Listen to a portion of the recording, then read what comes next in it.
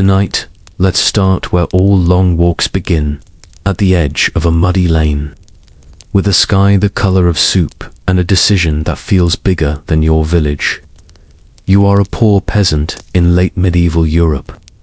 Your house knows every creak of your footsteps, your neighbors know every creak of your soul, and the world so everyone says sends.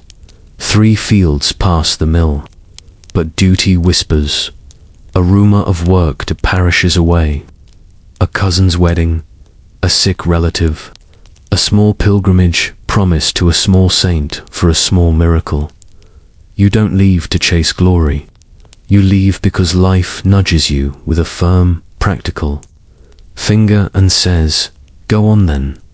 You pack like a realist, a rag cloak with wind opinions, a crust of bread with the personality of a brick, an onion because onions keep secrets and lasts forever. Maybe a wooden spoon because hope is easier to carry when you can picture soup. Your shoes are leather if you're lucky, turn shoes stitched thin, more suggestion than armor. If not, your feet are your shoes, and the road is going to find out what you're made of.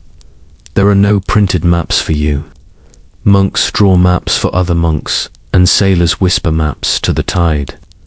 Your map is stories you remember, left at the willow, right where the bridge burned but didn't, and the sun itself, which can be bossy on clear days and very coy when it rains.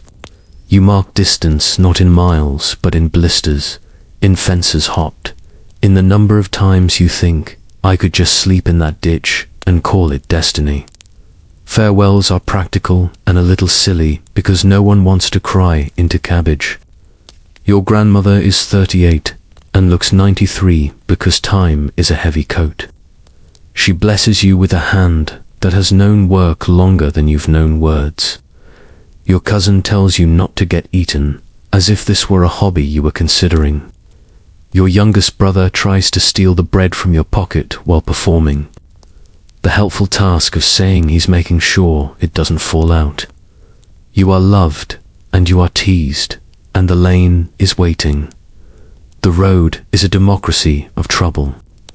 Carts spray mud, hooves clip past, attached to animals with expensive opinions and riders with shinier opinions. Peddlers trudge with back baskets that smell like metal, vinegar, and the wish to sit down. Somewhere a goose plots violence. You walk because walking is what the poor do, a steady moving prayer to survive. Your steps count the day into neat little aches. Your thoughts wander ahead and back, like a dog off its leash, sniffing every possibility. Around midday you feel the first rub of blister. It's a small moon rising under your skin. By afternoon it is a tiny parliament passing pain laws you never voted on. You adjust your pace. You switch the onion from one pocket to the other as if the weight matters. Because doing something always helps, even pretend something. You drink when you can. You gnaw the bread when you must. You keep an eye for hedges that look friendly, and streams that don't look like the kind of water that gives water a bad name. What if I get lost? Asks the soft, honest voice in your chest. The road shrugs. Everybody gets a little lost, it says. The trick is to keep walking toward an answer, and so you do. When a stranger passes, you trade polite geography. How far to St. Bertle's Crossing, you ask. How long is a string? He replies, then relents and says, 2 hours for my legs, 3 for yours, and 4 if you stop to curse. Fair enough. As shadows thicken, the big question arrives. Carried on the backs of crows, where will you sleep? Inns exist, yes, but they prefer coins that sing, and your purse sings, mostly rests. Monasteries might help if the gatekeeper reads your soul as harmless and your smell as survivable. A barn would be perfect if the farmer is kind and the oxen are in a good mood. A hedgerow will do if the wind forgets your name tonight. Every option is a maybe wearing a different hat. You try the lane that curls toward a farm. The house is half timber and half stubborn. The dog is all enthusiasm, a bark wrapped in fur. You stand at a polite distance, cloak pulled tight to look, less like trouble and more like weather. You knock, not a bold knight's knock, not a thief's whisper, but the humble rhythm of someone who has mud on their knees and honesty in their eyes. A woman answers. She is flour-dusted and frown-creased and kind in the way of people who have had to choose kindness on purpose. You ask for a corner of the barn. She considers the sky, your feet, the risks, the year's harvest. She glances past you at the fading light and sees her own son in your outline. "Aye," she says at last, "but keep to the straw. Do not spook the cow, and leave before the rooster remembers you." A price you can afford inside. The barn is the cathedral of simple needs. Straw whispers. Chickens debate philosophy. A cow exhales a sentence so warm it could be a blanket. You choose a corner that looks like it believes in you. You arrange your cloak into the best version of a bed it can be, which is not very, but still better than the ground outside, which has a famous career in being hard. You chew the onion like a tiny campfire of courage. It tastes of resolve and a little regret. The cow nods. She understands both. You learn barn etiquette quickly. Move slow, like a patient idea. Announce yourself to the dark with soft sounds. Accept the flea circus as part of the ticket price. Keep your feet away from hooves that do not know your goals and might rearrange them. Breathe through your mouth. When the air turns interesting, when the rat skitters, pretend it is a god of swift feet blessing your journey. When the beams creak, imagine they are old uncles telling jokes you almost understand. Sleep does not so much arrive as negotiate. Your eyes close. The rooster practices his lines too early and is shushed by universal opinion. The ox beside you shifts, a moving boulder with the gentleness of a cloud. The barn sighs in wood and straw and animal heat. Somewhere, a drop of rain chooses a leaf. Somewhere, a monk lights a candle you will never see. Somewhere, in your head, a small, careful joy says, "We did it. We found shelter. Before the world turns grey again, you are awake." Travelers learn dawn by smell the air like cold iron, like the first page of a book. You sit up, joints filing polite complaints. You tidy the straw where you lay. You thank the cow with a nod big enough to count as a bow. At the door, the farmer's wife watches you with the look of someone measuring yesterday against today. She gives you a heel of bread gone heroic with staleness. You try to refuse, because refusing makes the gift feel bigger. She pushes it into your palm because pushing makes it easier to accept. "Mind the crossing," she says.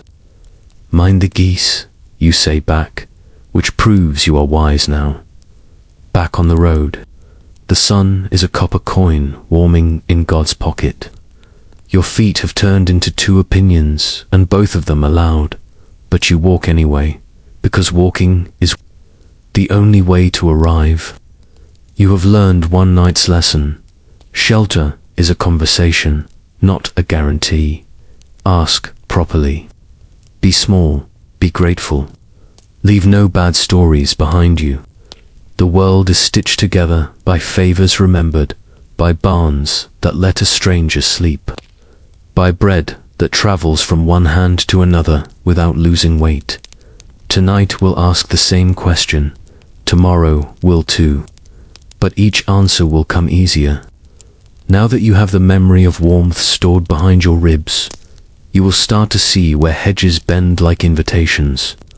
You will hear the sound a friendly door makes, the tone between suspicion and maybe. You will learn the difference between a watchman's tired cough and a thief's careful silence.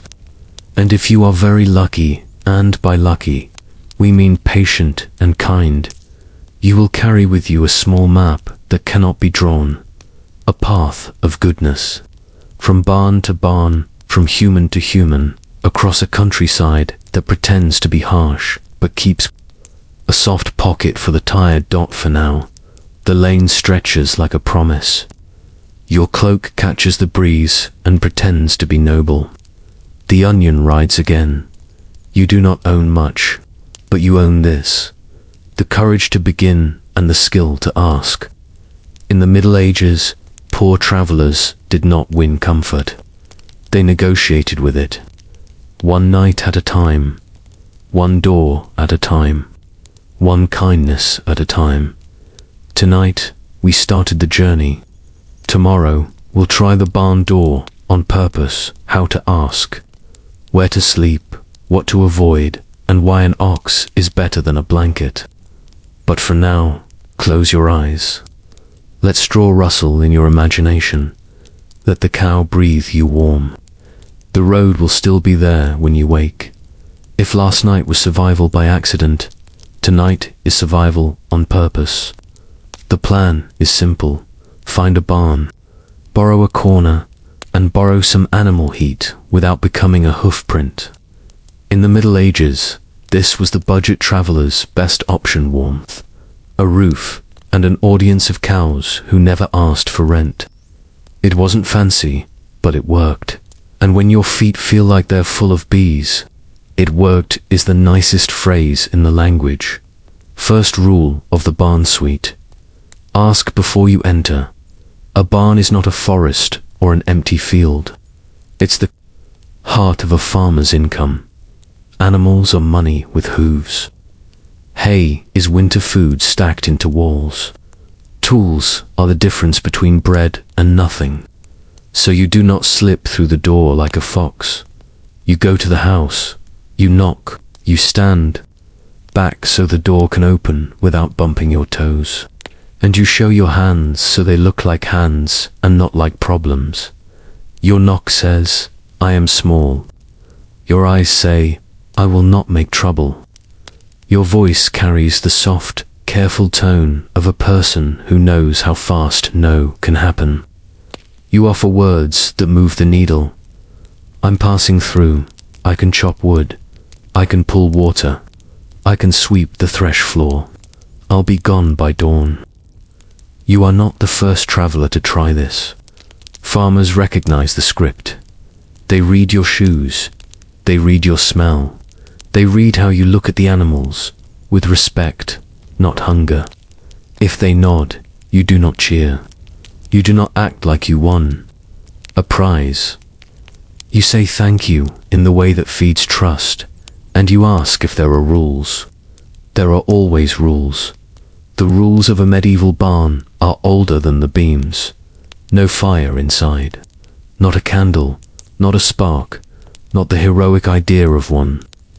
Barns burn fast, loud, and forever. No spooking the animals. Move like a thought, not a surprise.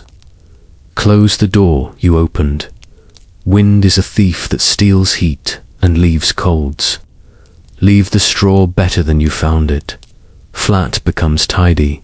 Tidy becomes kindness. Be gone before the rooster decides it's his world again inside. The light will be slow, brown, and kind to secrets. You pause so your eyes can meet the dark halfway. Shapes settle into the story of the barn. A low, long ox like a living boulder. A few cows chewing the same opinion over and over. A horse with ears that rotate like little weather vanes. Chickens who believe they own the land deed to everything. In the corner, a cart's wheel leans like a tired moon. Ropes hang, rakes listen. The air is layered. Hay, leather, wool, manure, and the sweet, warm breath of heavy bodies. It is not perfume. It is life. Where do you sleep in the barn suite? Not under hooves. Not beside a kick zone. Not where the farmer will step at dawn carrying 2 pails and no patience. You look for straw that is cleanish and dryish against a wall that is solid and uninterested in falling.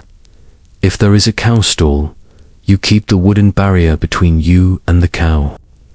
Cows are generous with warmth, but stingy with awareness. They can roll half a step and move your bones like chess pieces. Better to nest in the lane between stalls, back to a wall, feet toward open space, cloak under you, cloak over you, and a folded sack for a pillow. A small trench in the straw keeps the cold draft off your spine. You do not burrow deep like a badger. You'll wake up wearing the barn. Now the warmth math begins. People in stone rooms shiver. People near animals negotiate comfort. A cow is a slow oven. An ox is a quiet furnace. A horse is a radiator with opinions. You do not touch them. You do not reach over the barrier with friendly hands. You sleep nearby, not with your body steals stray heat and pretends it earned it. Your cloak traps that heat with all the skill of a cabbage leaf, which is to say, not much, but enough when the animal has already done the big work. You keep your boots near your head, not your feet. Boots by feet are invitations to rats, dogs, or a curious goat who loves leather like a pastry. Also, boots make fine pillows when stuffed with tomorrow's socks. If your cloak is thin, you double it under your hips, not over your shoulders. Warm sleep starts with a warm back. Your shirt can be your blanket. The ground will always try to steal your heat first. Don't help it. The soundscape of the barn suite is a sleeping potion you didn't know you needed. Slow chew, slow chew. Swallow, a stamp, a soft snort, the creak of wood that has learned patience. Chickens gossiping in their dreams about grain. If rain runs its fingers on the thatch, all the better. The barn turns weather into lullaby, rough notes tuned by distance, and straw. If you are worried about fleas and you will meet them. Everyone meets them. Tuck your cuffs, scratch with dignity, and remember this, even lords scratch. The difference is only which fabric they scratch through. Food helps sleep. You eat the crust you saved, and the onion that still believes in you. If the farmer offers a dipper of warm milk or a heel more bread, accept once and do not ask again. The barn suite is hospitality, not a buffet. Tomorrow you can pay with chores, which is the true coin of the road. You will sweep, you will carry, you will mend, you will haul. Work says thank you louder than words. What about danger? It exists, and it wears boots too. Drunks wander, thieves wander. But barns are family space, and family space defends itself. A dog will sleep on trouble like it's a bone. A farmer's shadow is long at dawn. You do your part, keep quiet, keep small, keep ready to move. Your walking stick rests across your lap, not by the door. Your bag is pressed against your chest. If a chicken steps on your face at 3 a.m., you accept that sometimes comedy is part of security. Sometimes a farmer says no. Maybe they lost a cow to sickness and trust to worry. Maybe last week a traveler left the door open and the pig visited the world. A no is not a judgment. It's a memory you did not earn. You bow with your mouth and your shoulders both, and you go. There will be another barn. There will be a hedgerow that is less cruel than it looks. There will be a shrine with a roof lip, generous as a friend. Not every door closes for the same reason. Not every door stays closed. What if you are?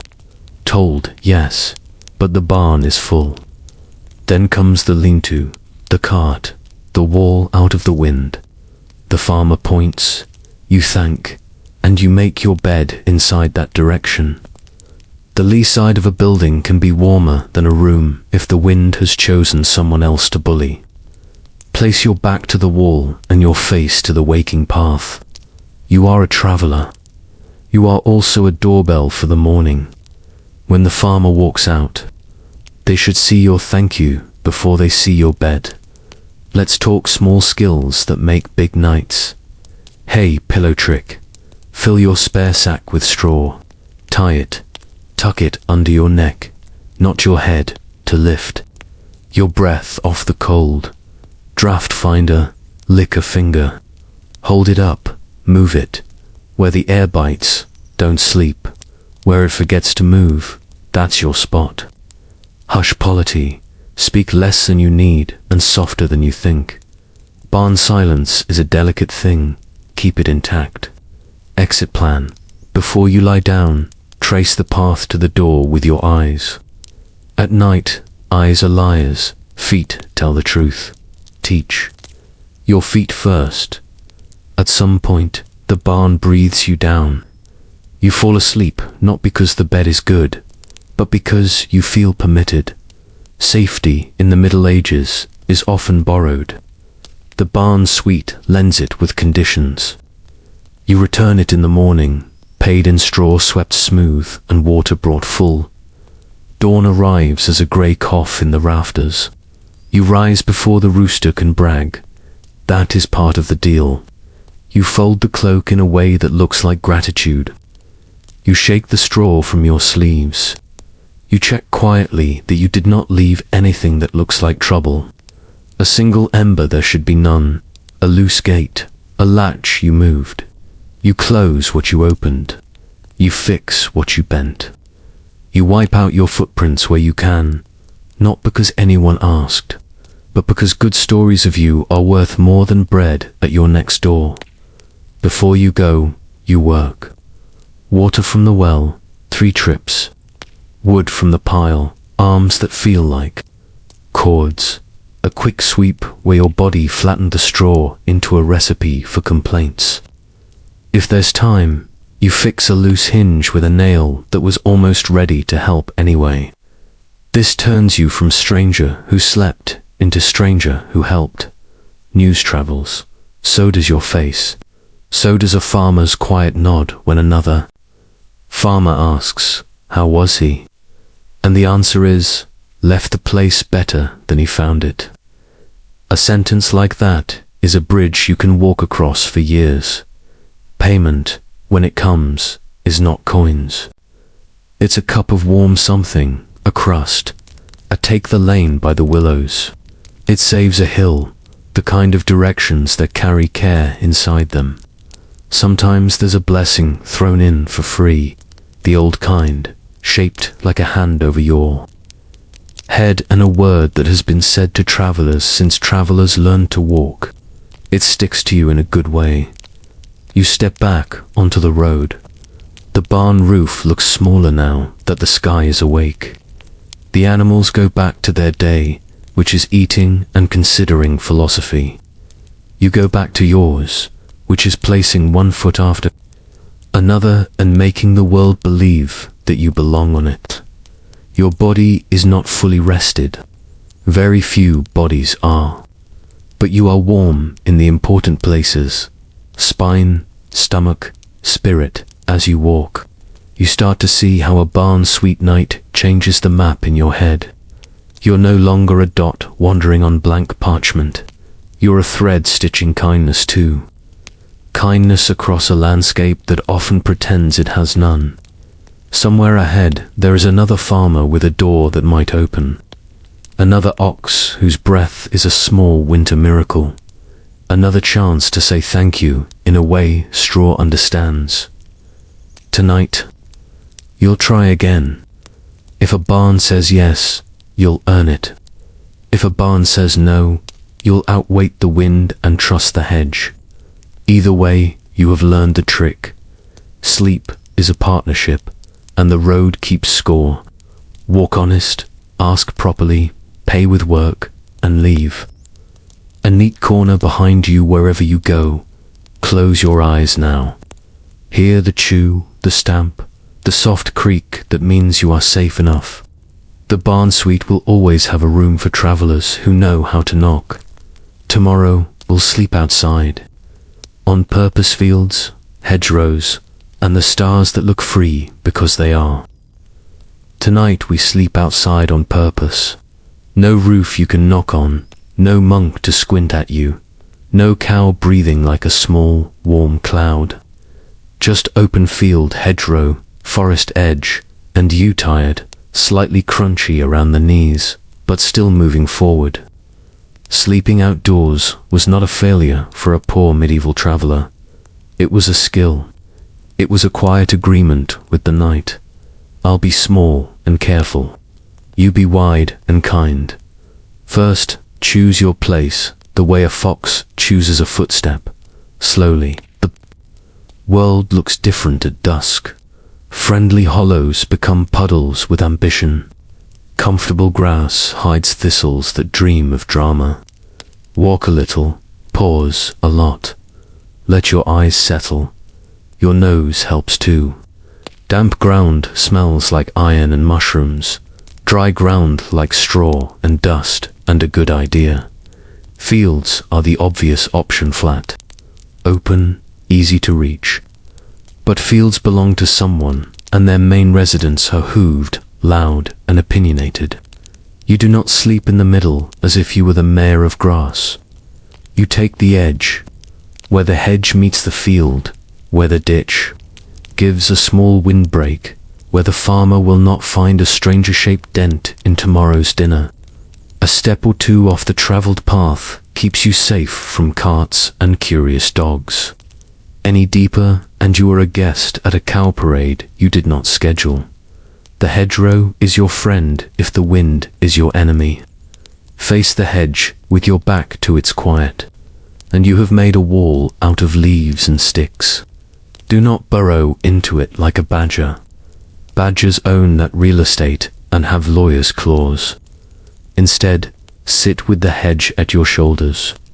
The branches catch the wind and throw it over you. If the night is wet, the hedge still drips, but slower drip. Pause drip which the body can forgive. If the hedge is hawthorn or blackthorn, it will also say no to things with sharp teeth. That is useful. Just don't learn the thorns by hugging them. Look for the ground that sits a breath higher than its neighbors. Cold likes to collect in hollows, the way gossip collects near wells. Dew and fog settle in low places and wrap your bones in a chilly opinion. If you sleep in a shallow dip, you will wake as a salad. Half a step uphill is enough to keep your back dry and your morning less dramatic. If there's bare earth, test it with a palm. If it feels like it wants to remember rain forever, move. Forest edges are good if you respect their rules. Inside the trees is darker, damper, and filled with sounds that make stories even if nothing is happening. On the edge, you get the roof of leaves without the deep shadow that confuses your feet. Choose a spot beyond the drip line just past, where the last leaves would shake water onto your head. The bark smell is sleep-friendly. Wood, leaf, a hint of history. Fallen leaves make a soft mattress if you shake off the top damp layer and use the dry layers beneath. That is the trick. Dry under, cloak over. You will not be warm like a feast, but you will be warm like a plan. What about fire? No, not tonight. A spark is a shout, a beacon for watchmen, and a terrible match with summer grass and dry hedge. Besides, you do not need it to sleep. Your heat lives in your back and belly. Keep those from arguing with the wind, and you win. Roll your cloak so part of it is under you and part over you. Cloak only on top is like arguing with the ground and losing. If you have a spare rag, fold it and slide it under your lower ribs.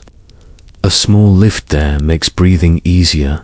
Sleep deeper and you're less angry at morning. You have a walking stick. Tonight it becomes your bedroom door.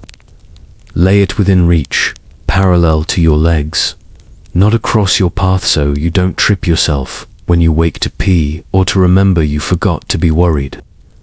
Your bag becomes your pillow if you wrap it in your cloak and tuck the hard parts away. From your cheek, boots near your head, laces tucked inside so dew does not turn them into cold worms by dawn. Never leave boots at your feet. A fox will adopt them. A dog will eat them. A hedgehog will hold a very private party inside them. If you're in a grazed field, check for cow paths and avoid them. Animals walk the same lines, always, as if the map is printed under the grass. Sleep across a path and you will meet a soft nose at midnight and a large, slow foot soon after. If you find a cart track, do not sleep in it. Even at night, late. Travelers move. Watchmen move. Geese move in groups like small armored knights. The track belongs to wheels. You belong to the side where you are still visible if someone squints and not underfoot if they don't. Now, bedding. You are not a lord. You do not carry a mattress that sings. You use what the road gives you. Dry grass becomes a mat if you gather it into a bundle and lay it under your hips. Do not pile it high under your head unless you enjoy waking up with a neck that hates poetry. Bracken, the big fern, makes a good cushion if you lay the stems, all pointing the same way. Never grab nettles at night unless you want your hands to learn new adjectives. If you must, fold them with a cloth first. In the morning, you will thank the version of you that had manners. The sound of an outdoor night is a strange friend. Far dogs talk to each other about philosophy. An owl announces that mice have made mistakes. Water in a ditch laughs at your worries and then keeps walking. Sometimes there's a bell from a church 2 parishes away, the sound long and soft like a ribbon of iron. If your mind begins to write stories with these sounds, wolves, thieves, demons with satchels pull it back to facts. Wolves like sheep, better than you. Thieves like coin, better than you. Demons prefer Latin, and the only Latin you brought is Amen. Eat a little before sleep, even if it is just bread that could blunt axes. The body does not sleep well on an empty plan. If you have an onion, honor its service. A sip of water, not too much. You do not want to go wandering in the dark trying to negotiate with hedges. Then settle in. Hands on belly, one knee a little bent to trick your back into thinking you are clever. If you are anxious, count the breaths between owl calls. The numbers do not matter. The waiting does. Rain is a teacher. If it comes, pull your cloak over your chest and let your back stay on its mat. Turning into the rain to protect your back makes you wet and cold everywhere. Better to let the cloak do its job while the ground does the rest. If rain continues, look for the tree shadow and the morning dry patches under dense leaves too. Move to for breakfast and a small sulk. Your best tool outside is your smallness. Keep your camp smaller than a story. No broken twigs that shout. Number wide footprints where a farmer will see and decide to dislike all travelers forever. If you dug a little trench with your heel to turn a trickle away from your ribs, rub it flat again when you leave. Roll your bed spot back into not being a bed. The road remembers the careful ones and repays them with more places that say yes. What about fear? It visits like a nosy aunt. It will ask if that shadow is a man or a bush, if that rustle is a thief or a hedgehog with dreams, if the wind has secrets or just directions. Let fear talk. You do not have to answer every question. Set boundaries. I will worry until the next bell, then I will sleep. Or, I will worry for 10 breaths, then count 10 more without words. Fear likes to feel useful. Give it a small job with an end. If the watchman passes at night cloak, staff a cough that organizes the dark. Stay still and tidy. A traveler who looks like a pile of laundry bothers no one. A traveler who pops up like a mushroom encourages conversation. Conversation at midnight is rarely the kind that ends with warm bread. Morning outdoors is different than barn morning. There is no door to open, only light to accept. The grass will have signed your cloak with small wet signatures. Stand slowly. Knees have opinions after stone beds. Shake your cloak toward the hedge, not toward your future shoes. Check your spot, both for what you left and what you might want. Sometimes a forgotten feather, sometimes a piece of twine the world left. For you, leave the place better, even if better is simply as if you were never here. Breakfast is honest. A crust, a sip, maybe a berry from a bramble if it is the right month and the right bramble. Never trust a berry you do not know. The road has enough subjects to teach. You do not need to enroll in mysterious stomach adventures. Stretch the way cats teach. Long spine, short sound, no heroics. Then go. Your first steps will feel like borrowing someone else's feet. They will become yours again by the time the sun decides whether today is golden or gray. Sleeping outdoors changes how you see the day. Hedges become furniture, ditches become walls, small rises become rooms with views. You start to read the land the way monks read margins. The little notes matter. A far tree with low branches says come back if it rains. A bend in the lane says I can hide you from the wind. A pile of stones says I keep heat after sunset. Remember me. You add these to your secret map, the one you carry behind your ribs. Tonight, if a barn says no and a monk says maybe and the tavern laughs, you will still have a bed, grass, hedge, sky. It will not be luxury, but it will be yours, and sometimes mine for one night is the best kind of comfort the road offers. Close your eyes now. Hear the owl counting, the ditch talking, the wind writing its soft letter to the hedge. You are small, careful, and enough. The stars keep watch, busy, but generous.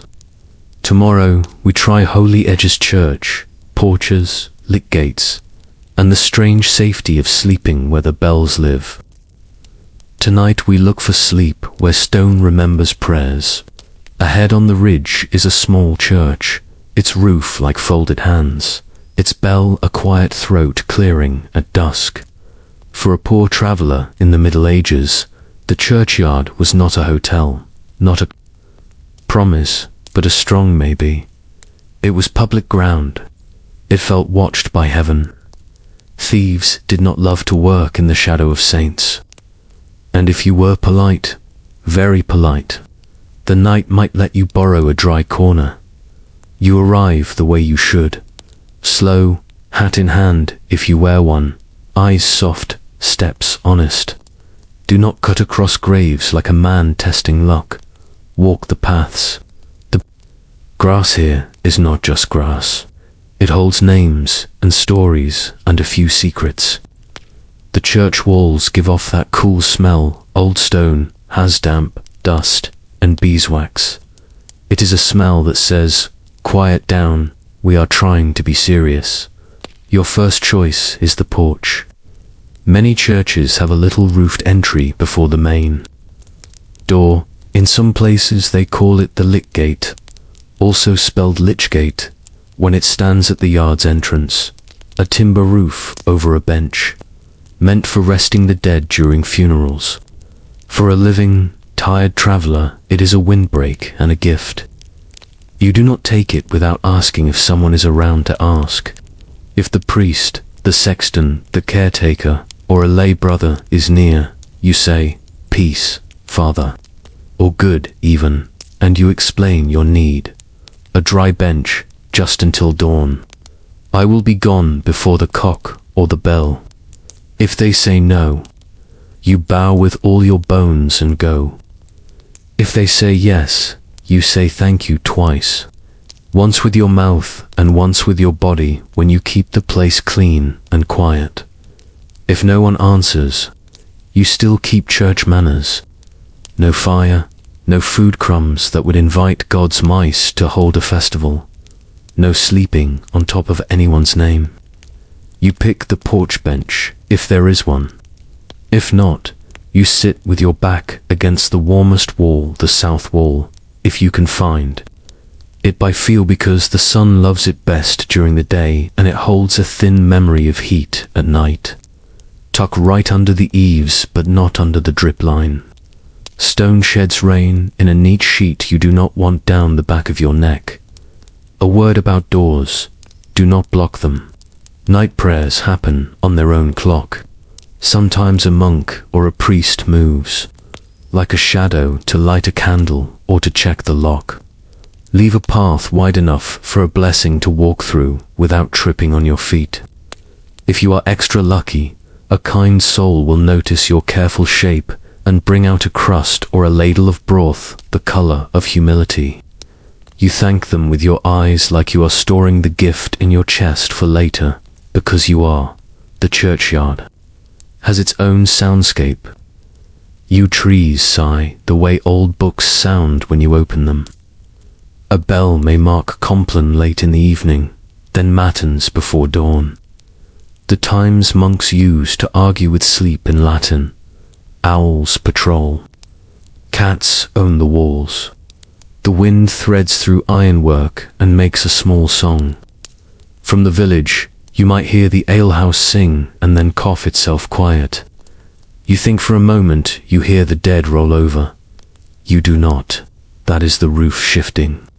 And your mind being creative, let it be creative about warm things instead. Where should you put your body? Sit first, test second, sleep last. Stone steps are cold, but they do not move. Benches under porches are friendlier. The corner where a buttress meets the wall makes a tidy pocket. Tuck into it with your bag as your pillow and your cloak under more than over. The ground will steal your heat if you let it. Put the thickest cloth between you and the stone. Fold the thin cloth over your chest. A small rolled rag under your ribs helps your lungs remember their job and keeps nighttime coughs away. Keep your shoes by your head. Laces tucked, bag strap around your arm. The churchyard is safer than most places, but safety likes help. A watchman may pass staff, hood, the walk of someone who has known every kind of night. You nod if seen. You do not jump up like a guilty rabbit. You look like a neat bundle of sleep that belongs to no one and bothers nothing. Most watchmen prefer quiet bundles to loud questions. If he mutters, "Be gone by first bell," you nod as if he handed you gold. Sometimes the priest or a monk will come out with a broom of authority. He will speak fast, his words like dry sticks. "Not here," he will say, or "not tonight," or "we have a market in the morning." Do not argue. Churchyards are not courts. Brooms win bow. Move on. The same man on another night may bring soup. People are like weather. The season matters. If you need a new spot, look for the leeward side of the Lichgate roof or the sunny wall of the charnel house if there is one without resting against the bones inside. You do not need that kind of company. You can sleep beside saints. You don't need to spoon with them. A feast day changes everything. If the village has a saint to honor, the yard will swell with bodies, even after dark. Torches, talk, a pickpocket looking for coins that jingle, a lover looking for a shadow that says yes. This is not your night to sleep here. Move on to the edge of a field, to a hedge that accepts you, or all the way to the far side of the mill where the splash of the wheel will lull you like rain. The church will still exist tomorrow. You should still exist tomorrow, too, if you are. Let's stay by the porch. There are small tricks that make a cold night kinder. Stone pillow trick. Slide your bag under the benchboard, not on top. It keeps dew off and keeps curious fingers out. Bell clock. Count the bells if they ring at night. Matins often belongs to the deep hours. Prime, the first daytime prayer, belongs to dawn. You will know when to be gone. Dripline test. Hold. Out a hand to feel where the rain jumps from the eave. Sleep one hand width inside of that, not under it. You screen. Sit on the lee side of a U-trunk. The needles block wind like a thick curtain and whisper nice things about your choices. Hunger. At a church, tastes different from hunger anywhere else. You feel close to bread here, even if it is locked in a chest for the priest's table. You think of your onion. You think of the broth that might exist behind that door. If you are invited in for the guest, haul a few benches, a bit of straw. A smell like candle smoke and clean water, you enter like a man stepping into a story he does not want to end. If they offer you soup, it will be vegetable rain with bread islands. It will be enough, because enough is a holy word here. You may be asked for confession, not because you look wicked, but because monks believe sleep and truth go together. You can tell small, true things. I took a pear once. I cursed at a goose. I hated a man for a day because his shoes did not let in water. The monk may smile like he knows those sins very well and give you a prayer to say that. Is mostly a soft way to count to 10. Then he will point at the bench and say, "Peace. You take it." Not every night near a church is peace. There is the drunk who wanders in by mistake and sings at the skulls carved over the arch. There is the dog that decides you are part of the yard and guards you with small growls at moths. There is the boy who thinks scaring travelers is a sport. Still, trouble at church tends to be brief and loud, not long and sharp. It blows through and leaves the stones to do their slow, quiet work. Mourning at a churchyard is where you want to be a rumor, not a picture. Rise before the first market cart squeaks by. Fold your cloak. Shake your straw or your bench tidy. Smooth the grass you flattened. If you borrowed any warmth from a bench, leave a clean patch as payment. If someone brought you food, leave thanks. In a way, it can be seen. A stacked pile of kindling by the door, water filled at the well, a swept porch.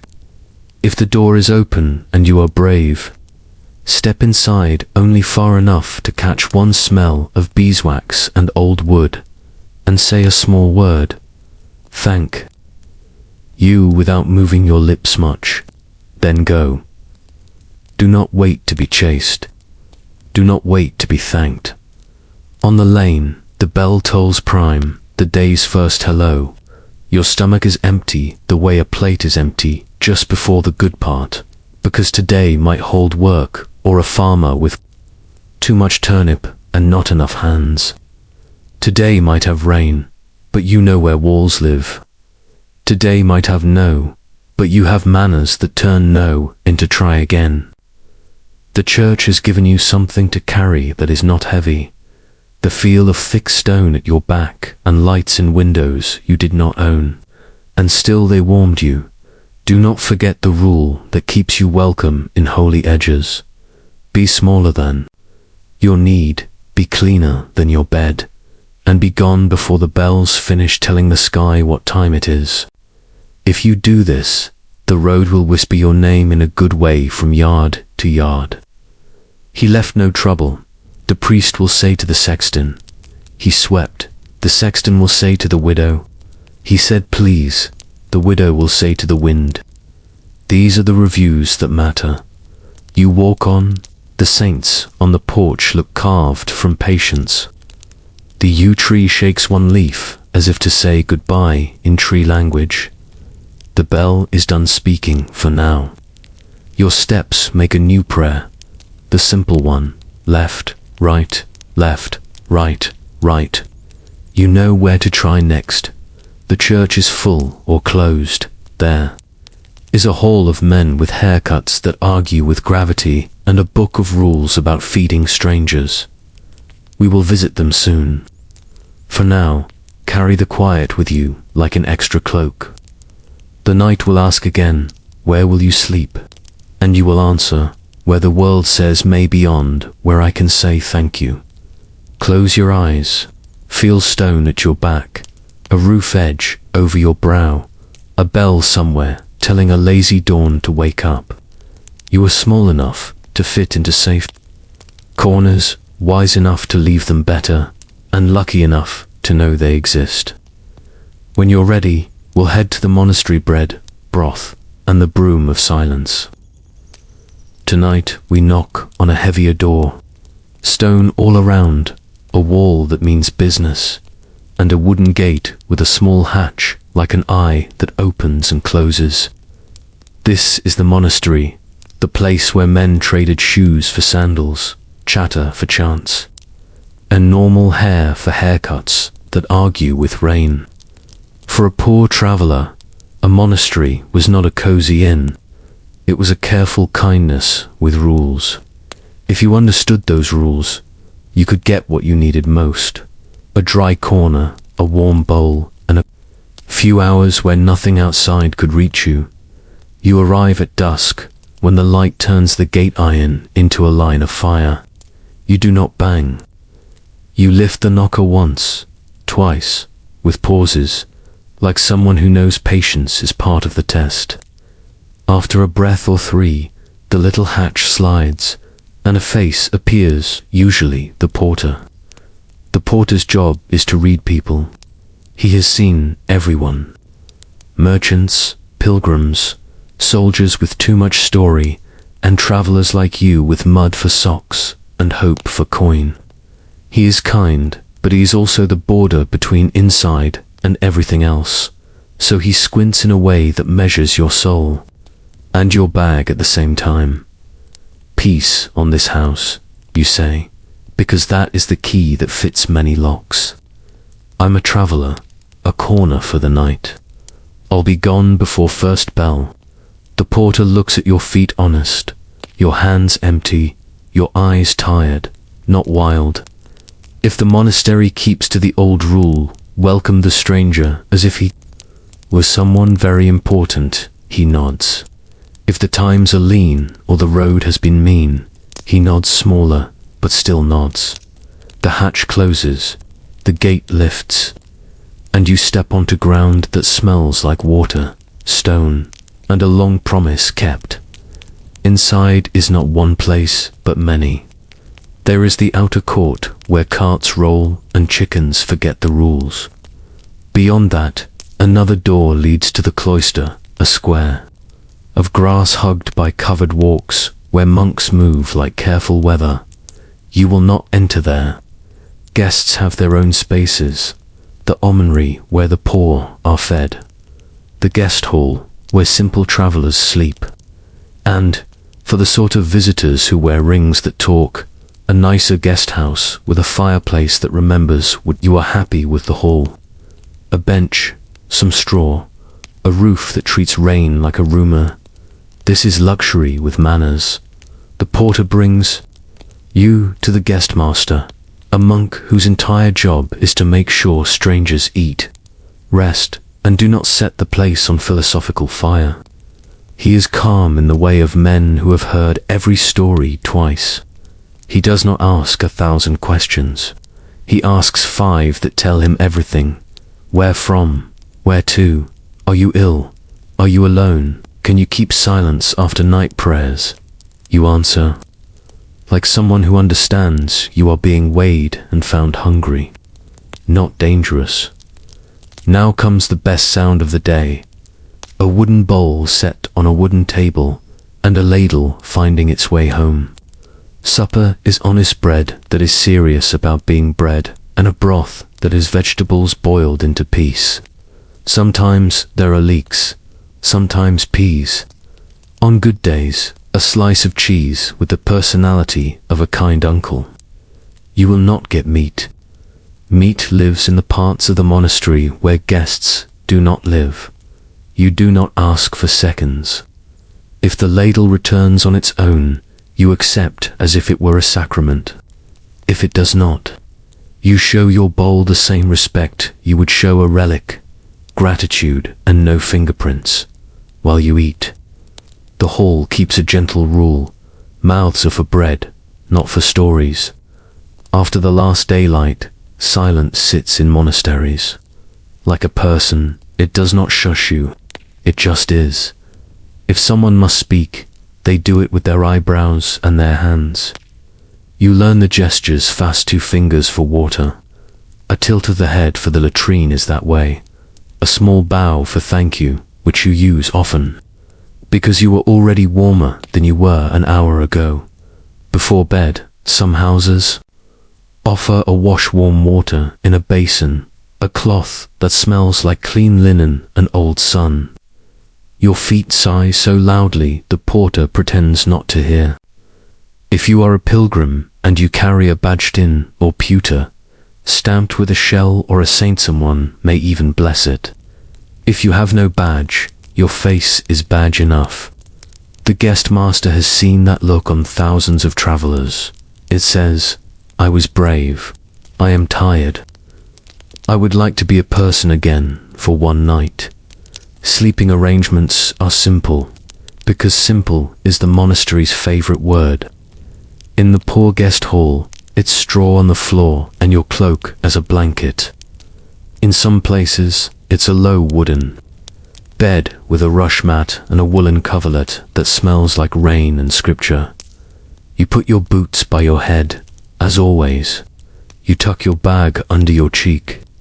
You breathe like a man who has made a good trade. A candle, high and safe, throws a friendly coin of light on the wall, then it goes out. Darkness here is not scary. It has been taught good manners by prayer.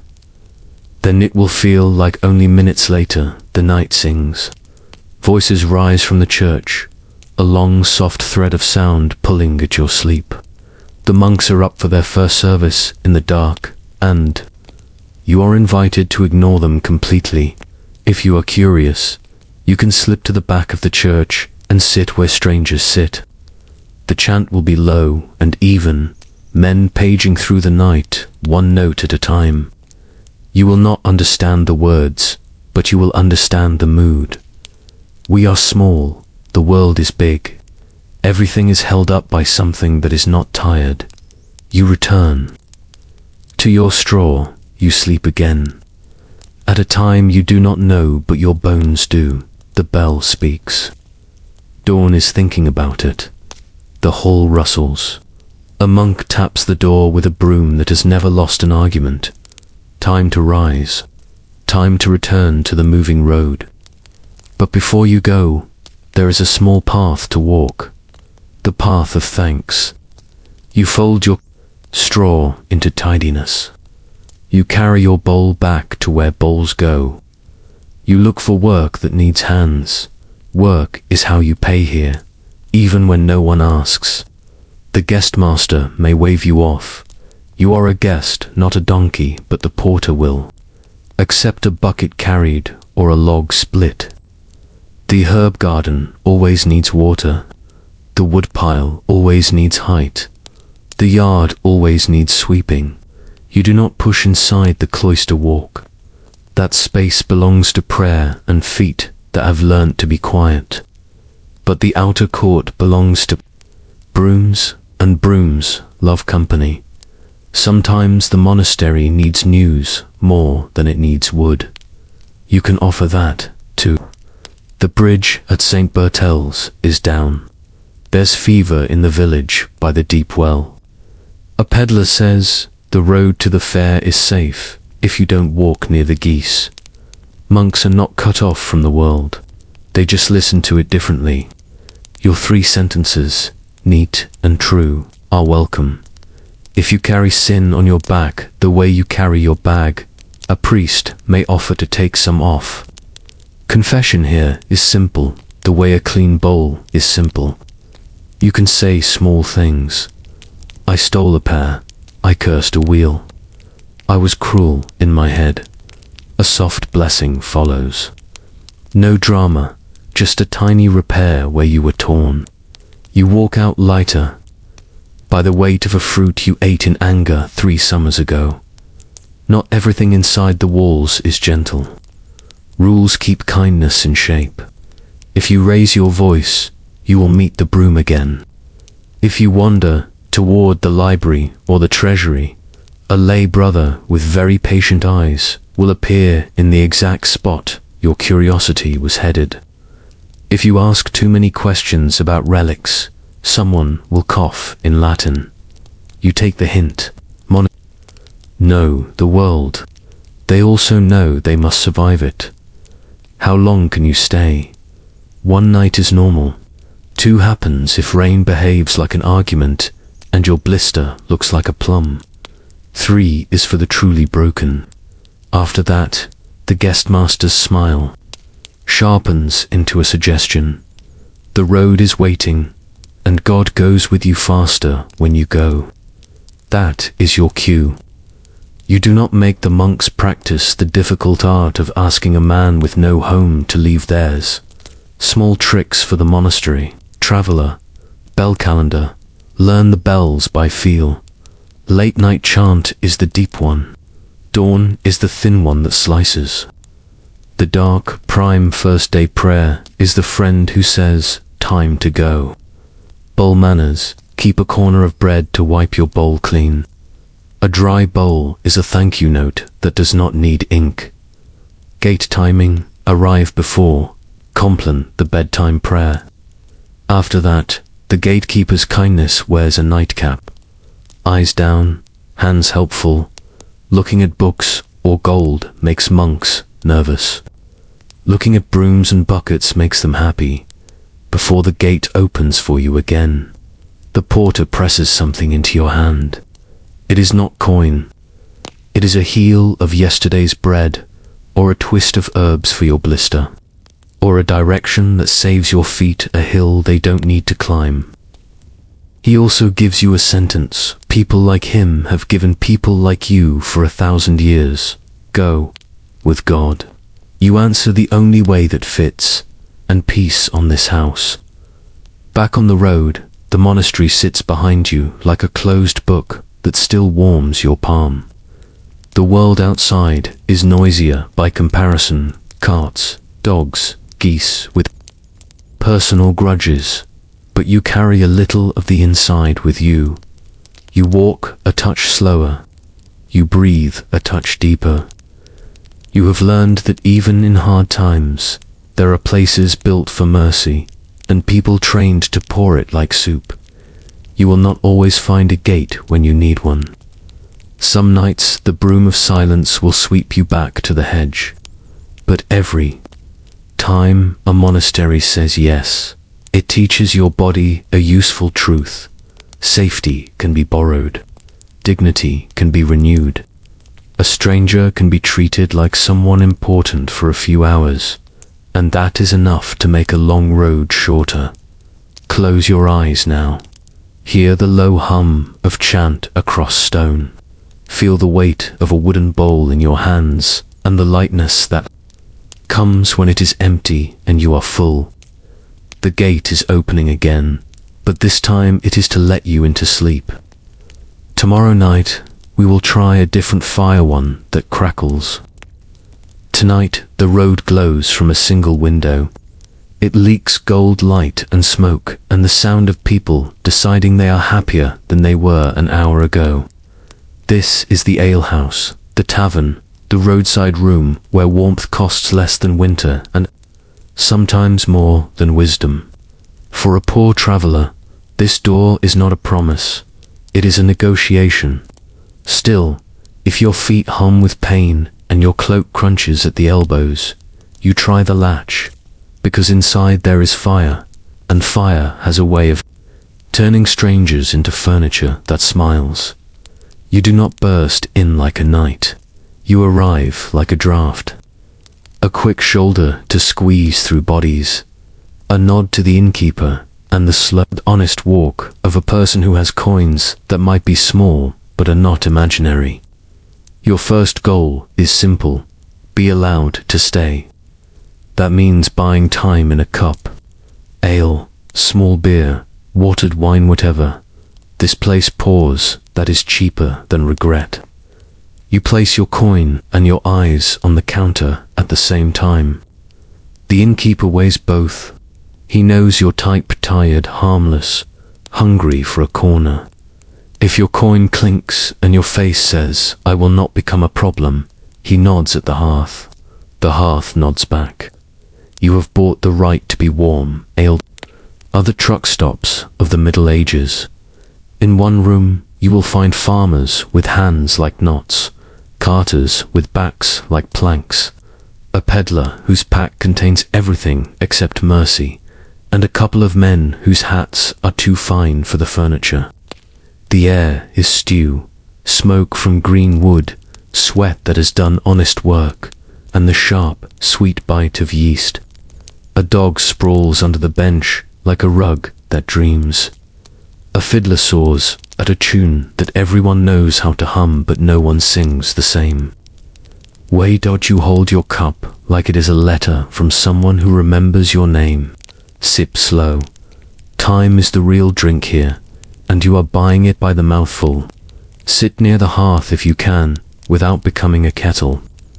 Heat soaks your cloak, crawls into your sleeves, and introduces itself to your bones.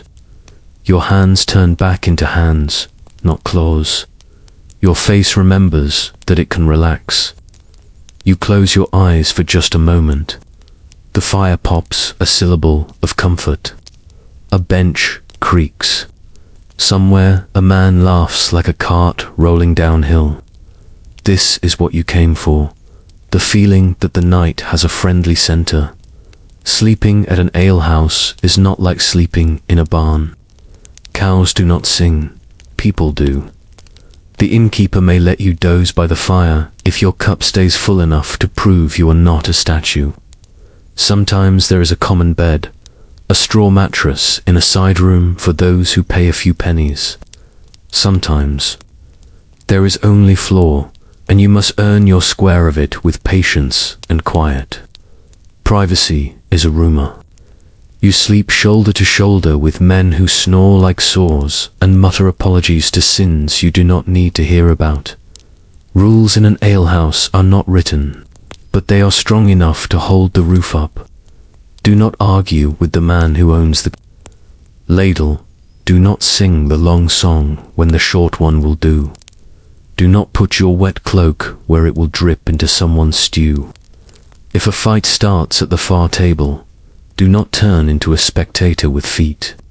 You are a traveler, which means you are also a shadow. Let the locals recognize each other's insults while you recognize the door. If you have no coins beyond what bought your drink, there are two currencies left, a story and a skill. The first is useful when the room goes soft after the second. Jug. The innkeeper likes a tale that keeps men calm and buying. If you can tell a clean, funny story, or a road story that makes danger sound like a joke you already survived, you earn your corner by making other people forget their corners for a while. Keep it short, keep it kind. Leave the room with a good taste in its mouth. The second currency is work. Offer to carry a bucket, split kindling, scrub a table, or sweep when the night falls asleep on itself. The innkeeper will not always say yes. The good ones do. Food here is not free, but scraps exist. Trenchers of bread, soaked with stew, sometimes return to the kitchen with more stew than bread. If the innkeeper knows your face from past travels, and those past travels included sweeping, a bowl might slide your way, full enough to count as mercy. Eat like you are borrowing the flavor. Do not scrape the bottom as if you plan to engrave your name there. Sound runs the room like a reeve. Cups clack, dice whisper. A man with a lute finds the brave notes and leaves the sad ones for tomorrow. Two women talk in the corner and decide 3 weddings and a planting between them. Behind the counter, the innkeeper moves with the grace of a ship that knows storms. He keeps one ear on laughter and one eye on the men who laugh too loudly. An alehouse is warmth and watch at the same time. That is why it works. You angle your body to the fire. Steam rises from your cloak like a spell breaking. Your boots are just near enough to toast, not melt. You tuck your bag between your ankles and the wall. Your stick rests across your shins, not far enough to be lost, not close enough to be tripped over by someone more ale than man. You listen for the way night changes, one table at a time. Loud becomes low. Low becomes the kind of quiet that people wear like hats. Sleep creeps into the room on cat feet. But alehouse sleep is never deep. Fires need feeding. Doors admit drafts. Someone sings the wrong verse again. The dog decides your foot is a pillow and then decides it is not. When the room goes soft enough, the innkeeper lets you slide down the bench a little. Your head finds the corner between wall and beam. The fire speaks its red language. You drift. You wake when someone coughs an entire winter into the air. You drift again. You wake when a bench shifts and the man on it remembers his field's need. Him in the morning and his bed needs him now. You drift again. It is patchwork sleep, but it is warm, and warm is the most important thread. Fights. They happen. Ale turns heavy stories into light tempers. If the room goes fast and sharp, move slow and small. The safest place is often one step closer to the fire than the trouble wants to be. The innkeeper will end it with a ladle, a look, or the door. If he cannot, the dog will. Dogs hate drama. They shout it down, and the watch will come if shouting tries to become breaking. You do not help unless the innkeeper's eyes say now. If they do, you carry the bench that becomes the wall between fists. There is also joy, the easy kind. A song that finds the right key. A child asleep in a corner, drooling small dreams onto a sack of flour. A couple who stand up to dance the way old trees sway, careful and sure. A traveler like you who has walked the same road, and you trade directions that save each other 3 blisters and 1 bad goose. This is the afterglow, the way warmth pulls small goodnesses out of a night and sets them where everyone can see. When the embers choose their final color, the innkeeper does his last round. He taps the tables with a spoon. Out, it says in a language of wood and habit. Those with homes go home. Those with beds go to the side room with straw and snores. Those with only corners pull their cloaks tighter and slide closer to the stones. The innkeeper leaves 1 log shy of dying and 1 candle shy of seeing. He trusts the fire to behave and you to behave with it. Morning arrives, smelling like ashes and barley. Your mouth tastes like you argued with a chimney and lost politely.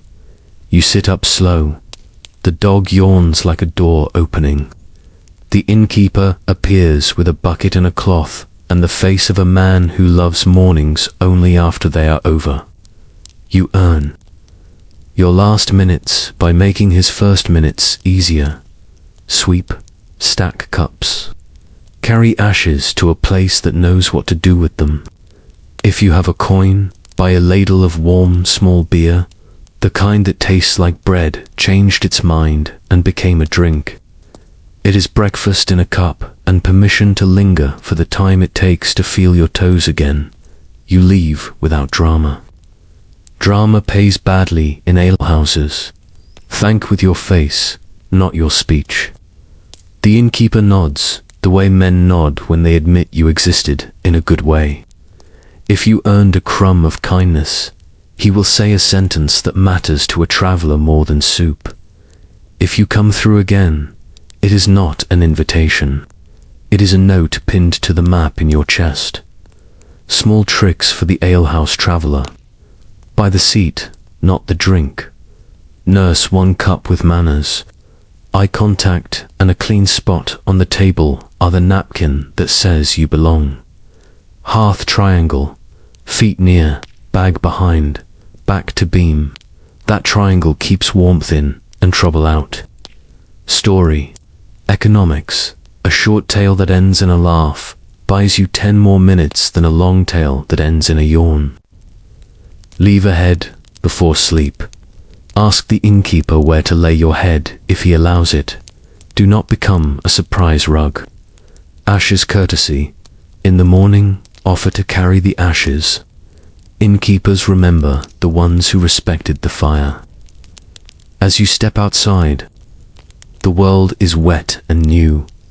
Your cloak holds heat like a secret. Your ears still hear a tune, and your stomach believes nothing terrible can happen before noon. The road looks less like a dare and more like a plan. The window behind you dims, then brightens as someone sweeps. You have turned coin into warmth, warmth into rest, and rest into strength. The math works. Not every night will offer a door with light. Some nights you will have only hedge and hope. But on the nights when a hearth lets you sit in its circle, remember to pay in all the ways a poor traveler can, with coins, with quiet, with stories that do no harm, with work that saves an old back one bend. The road keeps accounts, so do innkeepers, so do dogs. Close your eyes. Hear the soft pop of a log. Feel the bench smooth under your shoulder blades. Taste the thin ale that pretends to be bread. You are warmer than the dusk that waited outside. You are safer than the... Tonight the road has run out of furniture. No barn door looks friendly. The churchyard is busy being holy and unhelpful. The alehouse glows, but your purse is a choir of quiet. What you have left is the smallest door in the world. The door of a stranger. It is a brave door to knock on, and a risky one. And it asks you to remember every good manner you own, and to borrow 2 more. You approach a cottage, the way dawn approaches, sleep, careful, apologetic, with the good sense to leave. If you are not welcome, from the lane you look first, and looking is half the request. Does smoke rise? Are tools stacked neat by the wall? The sign of people who like their things to stay where they put them. Are there children's shoes by the threshold, meaning bedtime? Is not a theory, but a schedule. Is the dog tied or free, asleep or taking applications for enemies? Your eyes take in all this at once and turn it into a decision.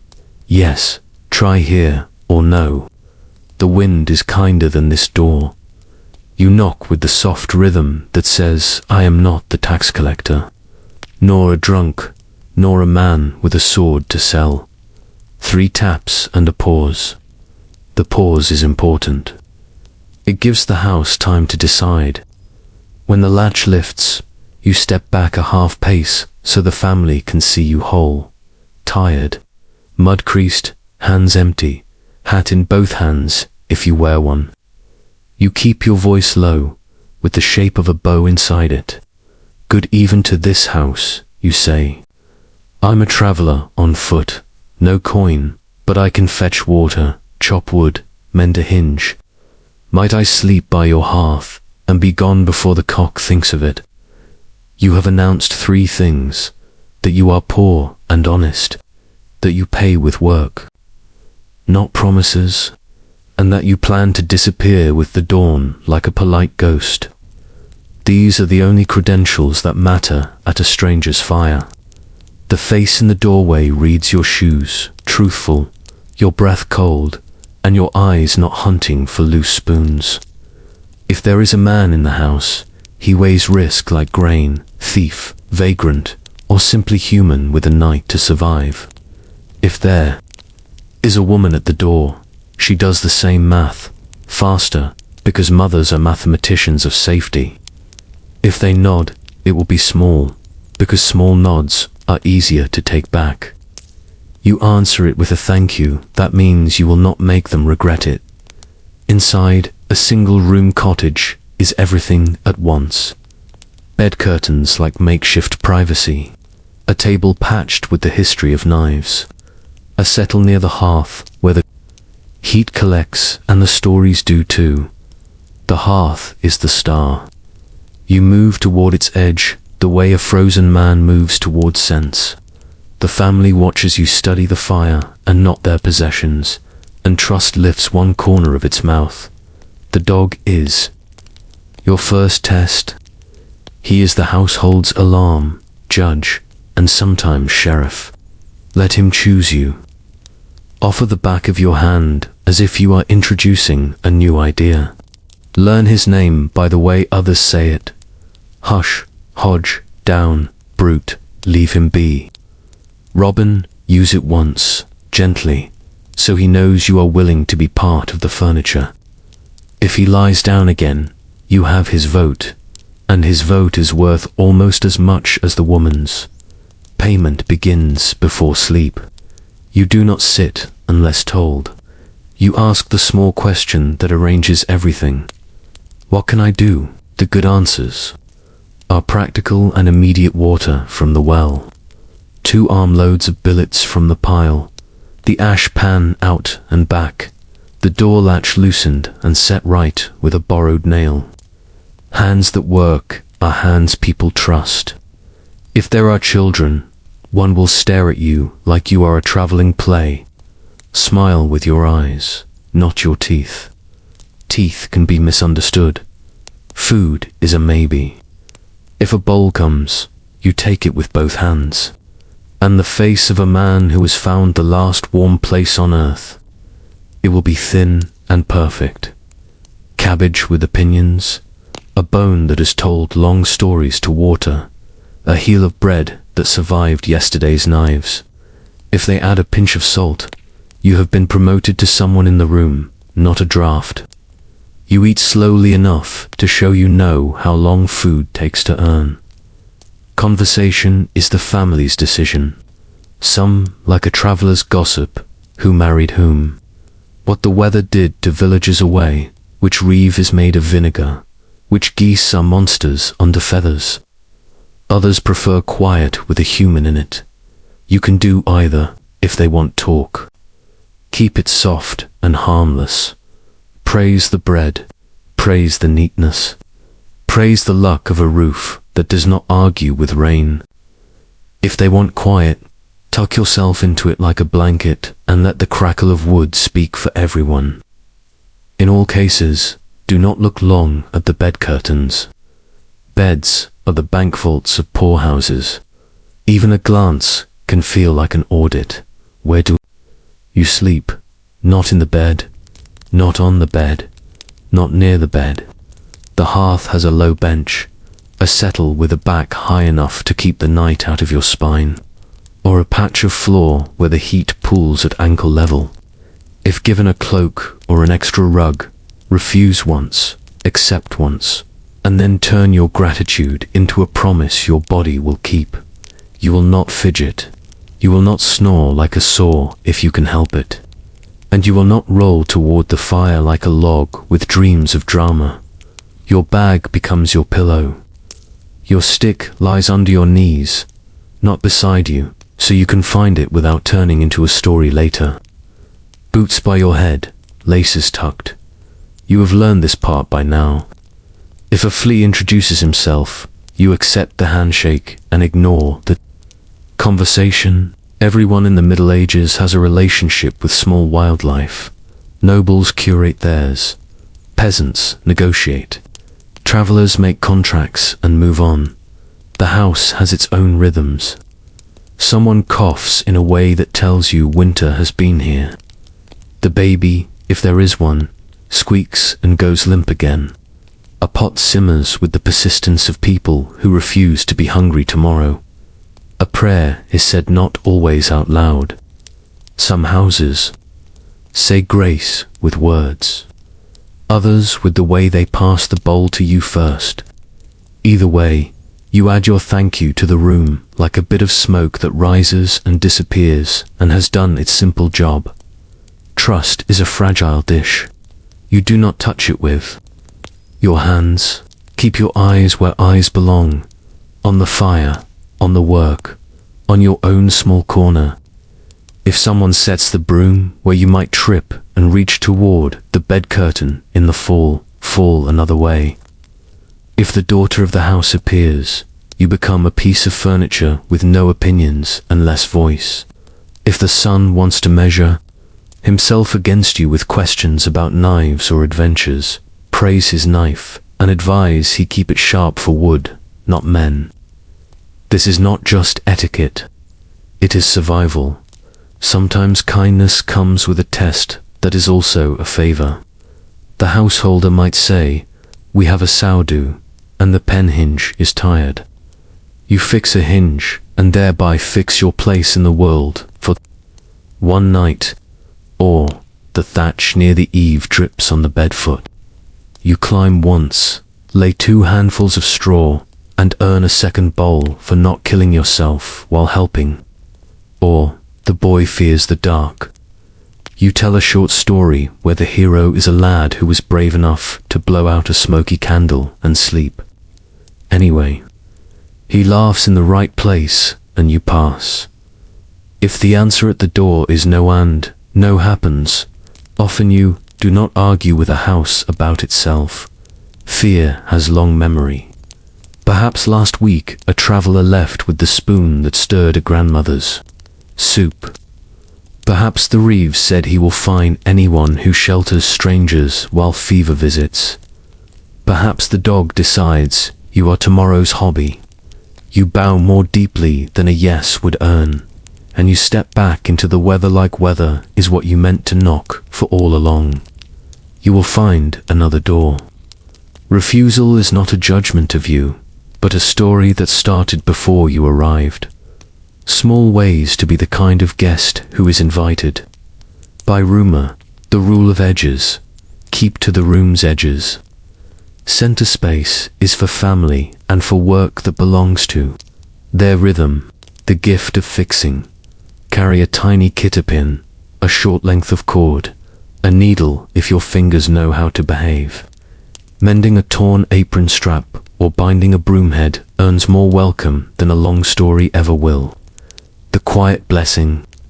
If they pray aloud, bow your head with them.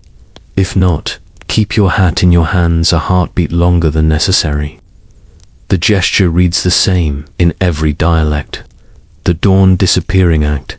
Leave before the house's day wakes. Water fetched, ashpan emptied, wood stacked.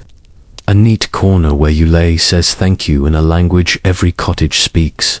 Night. By a stranger's fire is not deep sleep. It is safe enough sleep. You dream in small pieces, the way a thrifty cook uses everything. A hand moves in the bed curtain and becomes a shadow of a tree. The dog thumps his tail against the settle and becomes a blacksmith at work in your dream. Someone stirs, adds a billet, and the glow rewrites your face in copper.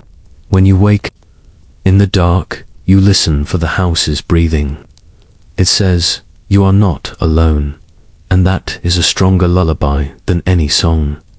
There are dangers, and pretending there are none is a way to invite all of them at once. Here is how you meet them without making them grow. Drink little if the house offers a jug. Drunken guests are overnight luggage nobody wants. Keep your bag's mouth knotted and under your cheek.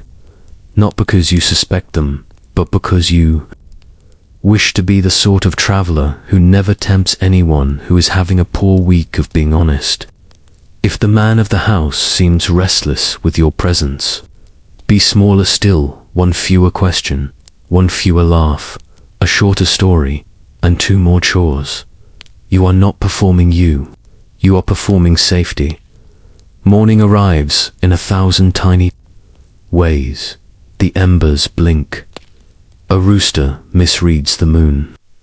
Milk in the pail remembers it has to be milked.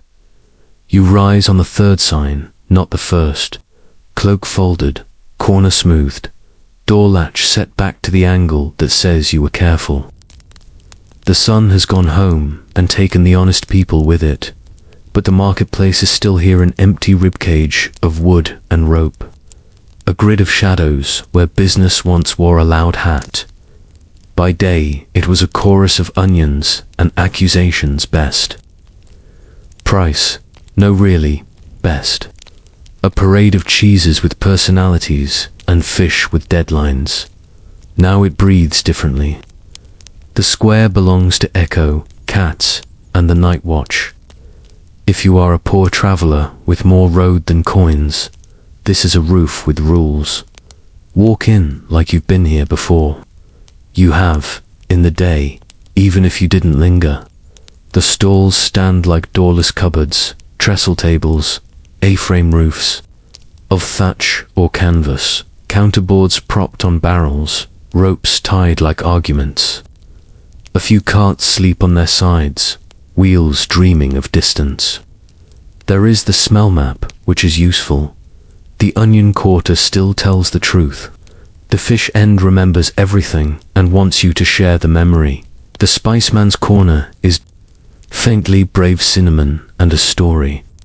Choose your bedtime neighborhood wisely. Warm sleep cannot happen where old herring is writing poetry. First, watch the watch. Every town has its pattern. One man with a lantern and a staff, or 2 who split the square like a loaf. They walk lines they've walked for years. The route pressed into their boots, their coughs placed at corners like markers. Learn the cough, learn the turn. Before you pick a place, spend a minute pretending to be a barrel and study them without letting your eyes be eyes. When you know where their light won't spill and where their feet won't pause, you've found a corner where to sleep. Under the counter is the classic, a plank top propped on trestles or barrels. A perfect little cave if you are small enough in soul to fit. Lay your cloak on the hard, choose the side that faces away from the open square, and make your bag your pillow so the rats think it is taken. If the counter is low, lie on your side with your knees politely bent. This posture makes you look like nothing and feel like something. The second best place is the lie of a stall.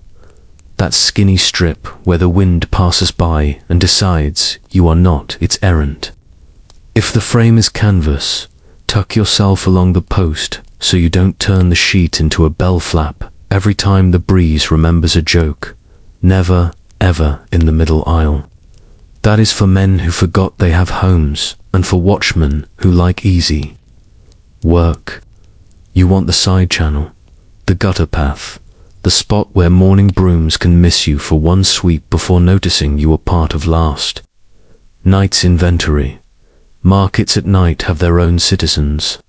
Cats patrol with the draped arrogance of officials. They curate the rat population with mixed results and enjoy interviews with anyone who smells like fish. Do not be competition.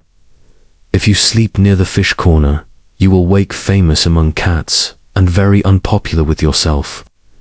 Dogs make rounds, too, some with owners, some with a private set of loyalties. They are not your enemies if you are boring. Be boring geese occasionally. Some merchants use them as a shrieking alarm system with feathers. Learn the sound of goose, silence, none, and do not camp near it. You cannot light a fire, and you know this. Markets are made of wood, rope, cloth, and enthusiasm.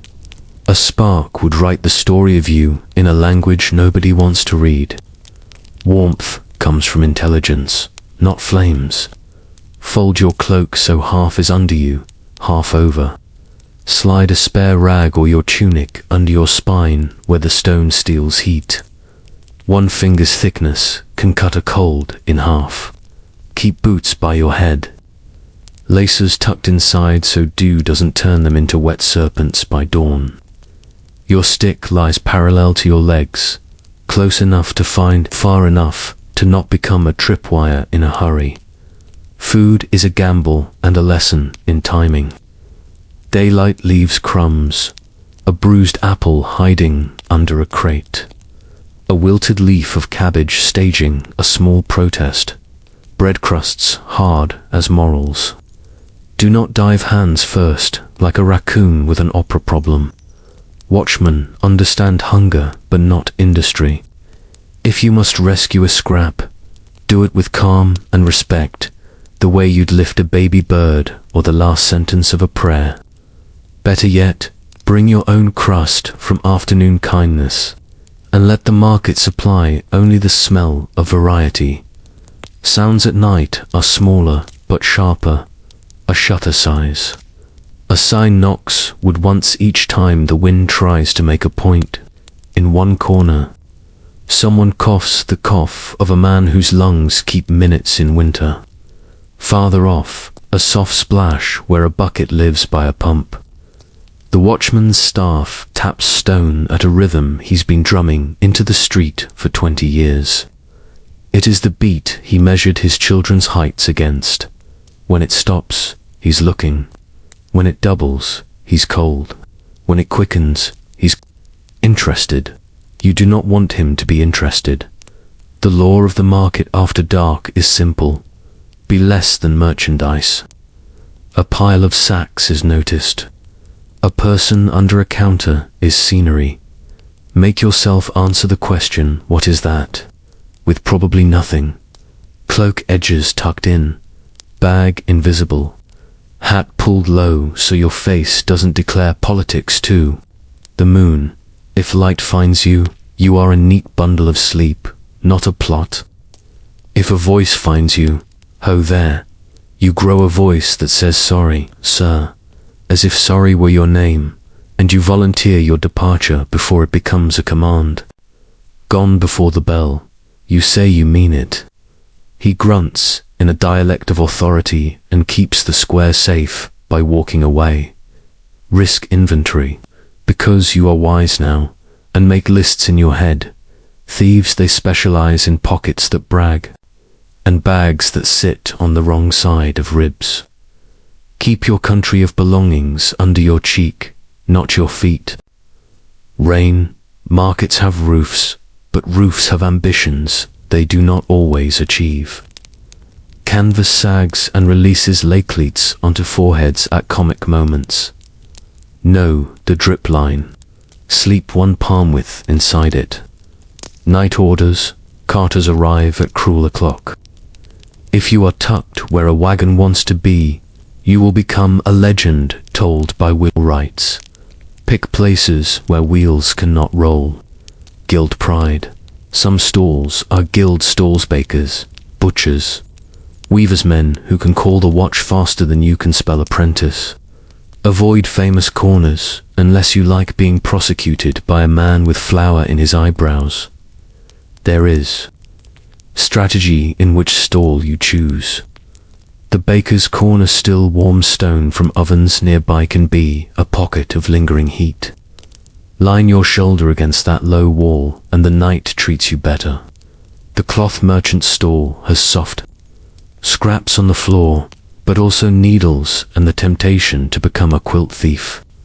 You are not a quilt thief. Leave them to their pins.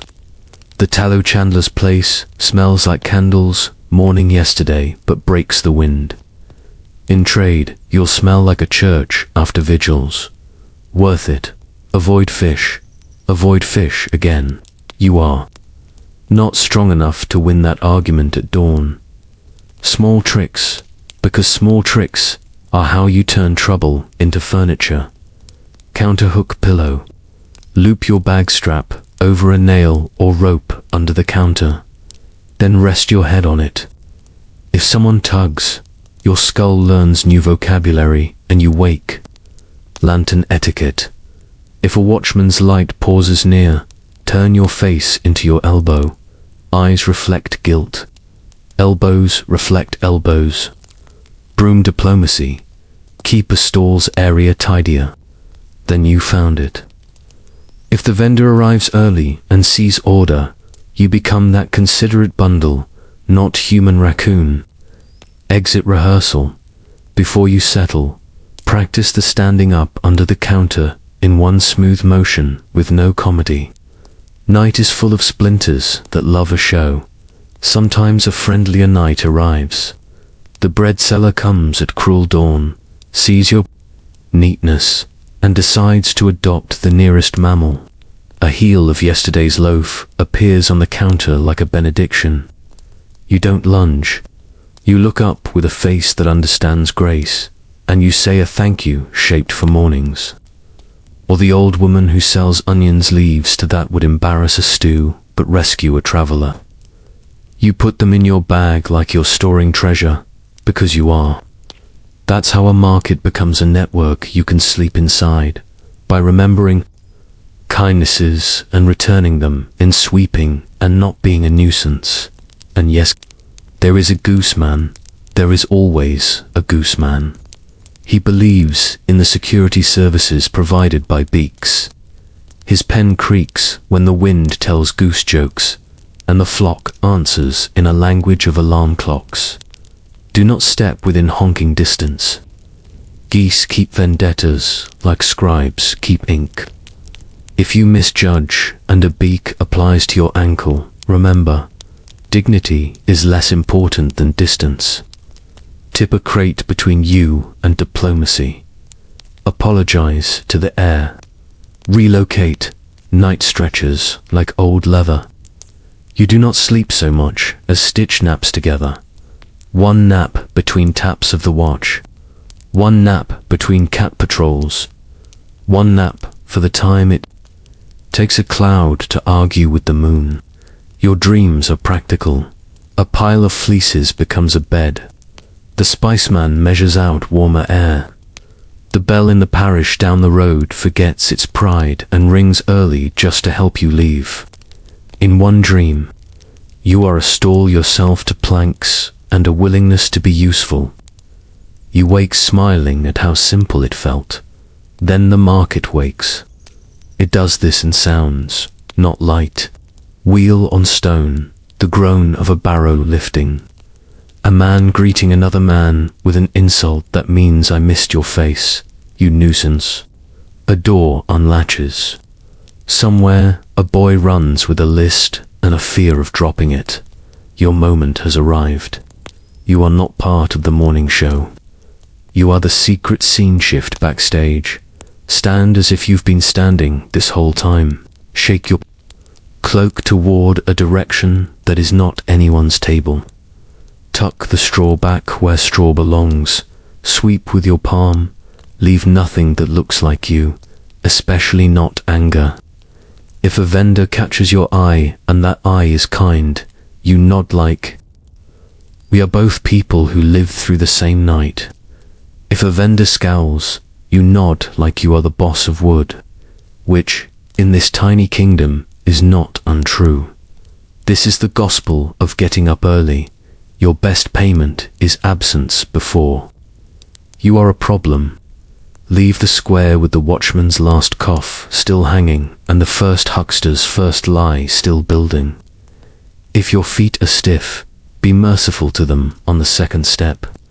The first is always foolish. If your stomach sings, you have an onion with a future, and maybe, if the bread god smiled, a crust that tastes like day. Walk before the fish arrives. This is not a suggestion. This is survival.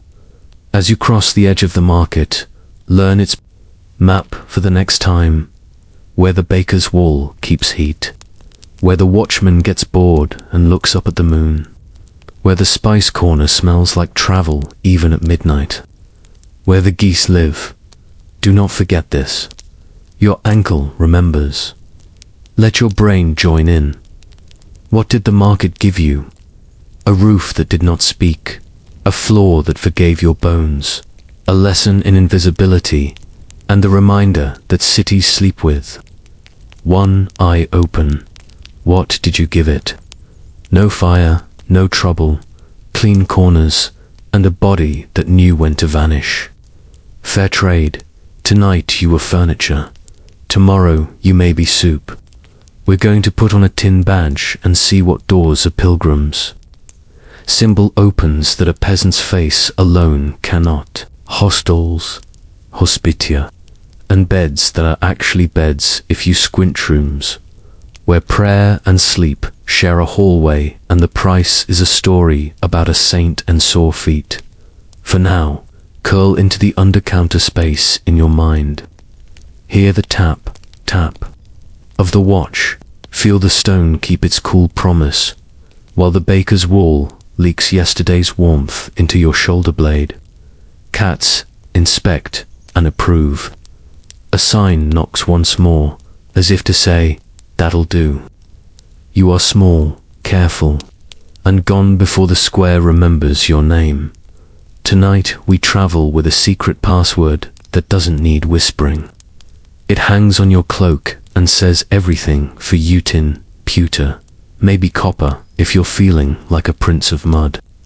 It's a pilgrim's badge, a scallop shell, a tiny shrine to crossed keys, a saint holding something very specific, a sword, a book, a wheel, all hammered flat and pinned where strangers can read your purpose. You are not merely wandering. Now, you are going somewhere holy, and in the Middle Ages, that changes the night. A badge is more than a souvenir, it's paperwork you can wash. On a road that judges everyone by their pockets, the badge says, I am poor on purpose, for a bit, and I am walking for reasons that make grandmothers cry. People believe badges the way they believe bells. They are small metals with big reputations. A shell means St. James if you're westbound. A tiny ampulla, a little flask, might mean you visited a place with holy watery opinions. A sword could mean St. Paul, or please don't argue with me about iconography. I'm just trying to sleep indoors tonight. You pin the badge where it catches candlelight. You adjust your cloak so it can see the world and the world can see it. And you notice something delicious. Doors are kinder to a pilgrim. Not always, not forever, but often enough to keep you walking. There are places built for you, now hospices, almshouses, pilgrim hostels. They sprout along big pilgrimage roads like practical mushrooms, near bridges that save lives, at town gates where knees give up, beside monasteries that maintain sympathy as a policy. Some are run by monks, some by nuns with eyes that can weigh your soul and your blisters in the same glance. Some by lay brotherhoods, whose whole point is to make sure strangers don't die inconveniently on the mayor's doorstep. Their names Vera Hospicium, Xenodocium, Mazendia, but the translation is always the same. Sleep and soup, if you behave. You arrive the way pilgrims arrive everywhere, hoping your badge is louder than your smell. The door has a bell, or a rope, or a porter with a face like a gate. You hold up your badge without waving it like a flag at a tournament. Subtlety is the monk of good manners. Peace, you say. I seek a bed or a surface pretending to be one. The porter is trained for you. He checks for drunk, for dagger, for pestilence. If you are merely an ordinary disaster, he smiles. The professional smile of someone who knows the rules and likes them. One night, no fights.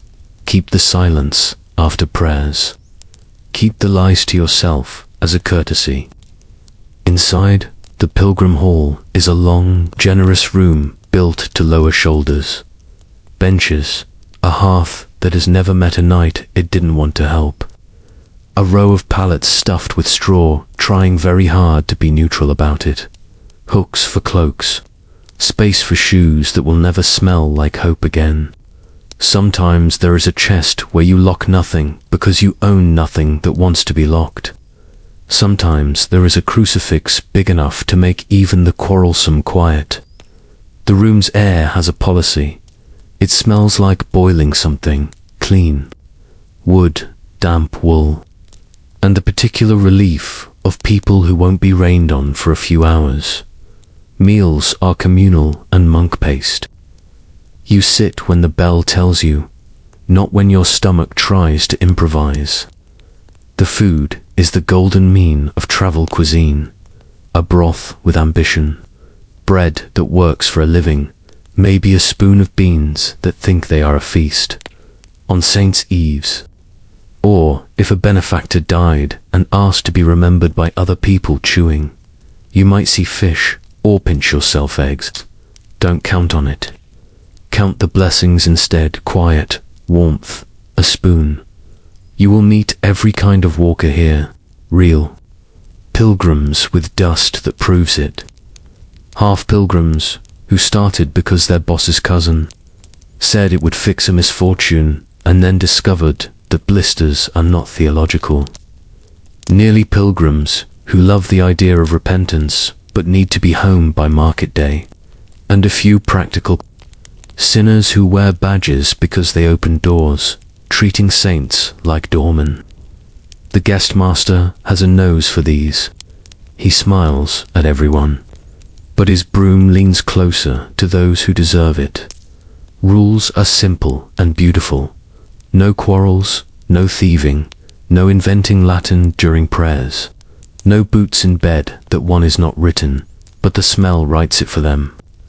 Men to one side, women to the other. Couples shall behave like cousins on a Sunday. No fire in corners, because history has proven that fire enjoys corners more than roofs. And bed comes with strings attached, sometimes literally. You may be assigned a cord bed, a net of ropes under a thin mattress, and discover a medieval truth. If you sleep diagonally, life hurts less. Some hostels require a token, a parchment stamped by the last place you stayed, to prove you're walking honestly and not playing hopscotch with hospitality. Others want proof of intention. A prayer whispered along with a hand on your badge can be more persuasive than a story about visions that sound suspiciously like indigestion. The staff here knows the difference between piety and theatre. They clap for neither. They prefer courtesy, work, and the absence of trouble, work. Yes, pilgrim hostels pay for themselves in small ways and large prayers, but they run on elbows. You chop wood if there's wood to chop. You carry water until the bucket says enough. You sweep because sweeping is the international language of gratitude. If you have a skill, this is where it multiplies kindness. You mend a strap with a needle you adore. You help a lame man's boot remember how to be a boot. You show a widow how to tie a better knot for her bundle. Your hands write thanks. The room can understand. Night in a pilgrim hall has its own weather. Snoring is the thunder. Coughing is the wind. Someone's bad dream is the rain on the roof. You find your pallet by counting beds from the door, not by candles. Candles have curfews. Your bag is your pillow, like always. Your stick rests under your knee. Your badge lies on your chest like a sleeping cat. It reflects moonlight and makes you feel honest even when your feet are plotting treason. If the hall is full, overflow is an art. Sometimes they open a second room with a floor that believes in humility. Sometimes they unroll a canvas corridor that turns into a miracle of drafts. Once in a while, they send you to the church porch across the street with a nod that means still hours, just colder. You accept these fates with the solemn dignity of someone who knows the alternative is weather. Beware the badge games. There are men who sell fake badges at crossroads with the theatrical sorrow of retired saints. Their metal looks right, except two eyes that have spent a lot of time near altars. It bends wrong. It shines wrong. It tells a story that doesn't belong to any city. Buy your badge at the shrine or from the hostile that answers to the shrine. If all you can afford is tin truth is better than silver lies. Also, fake badges break at the most symbolic times, which is a kind of poetry you do not need. Pilgrim justice is peculiar and surprisingly efficient. If a theft happens in the hall, the doors stay shut and the room becomes a community meeting led by a broom. Pockets are emptied. Laughter is not allowed until the missing spoon is found, and the culprit apologizes to everyone, including the spoon. It isn't court, it's course correction. Hostiles know that what they protect most is their reputation. If pilgrims can't trust pilgrim places, the road becomes winter. Small tricks to live like a good guest with a holy timeline. Badge to bench rule. When you sit, let your badge face the door. It reassures new arrivals faster than your smile can. Cord bed diagonal. 45 degrees to the frame turns rope into something that pretends to be a mattress. Your spine will write you a thank you note. Bowl polishing. Use your last breadcrumb to wipe your bowl clean. Return the bowl as shining as soup permits. People notice. Quiet chores. Do evening work that helps the morning. Stack kindling by size.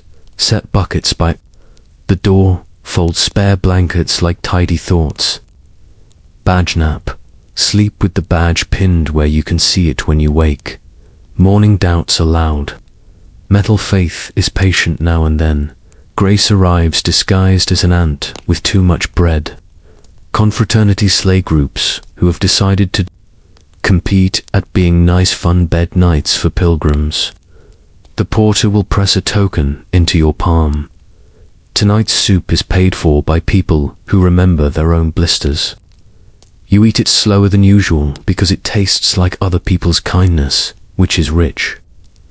On feast days, children may parade through the hall distributing apples with the solemnity of bishops.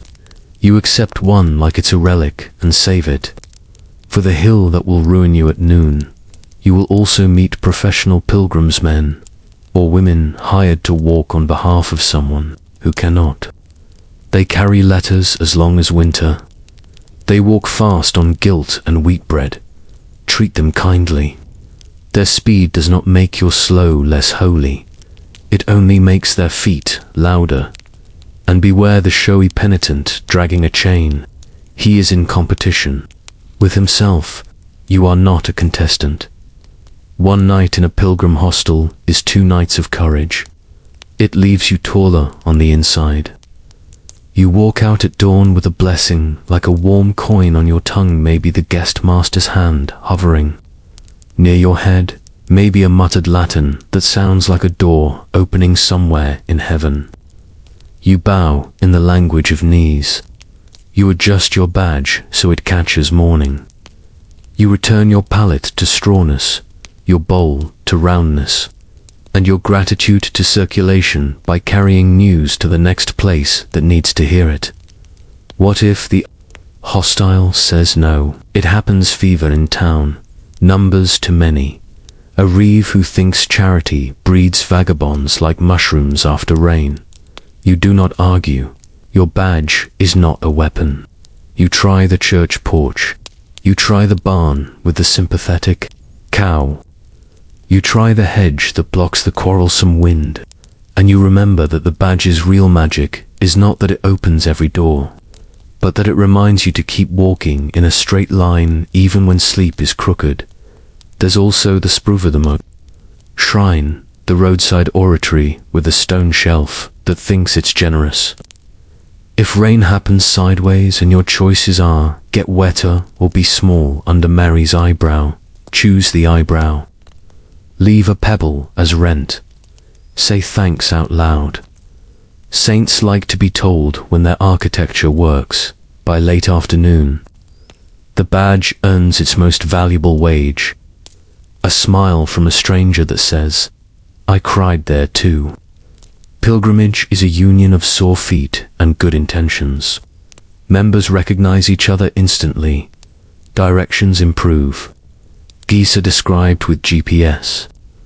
Accuracy.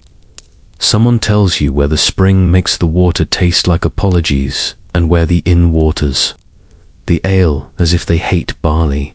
The badge buys information, and information is warmth you can carry. You're not just sleeping tonight. You're accruing little faiths in benches, in brooms, in bowls that come back, in hands that withdraw when they've taken enough kindness to last the day.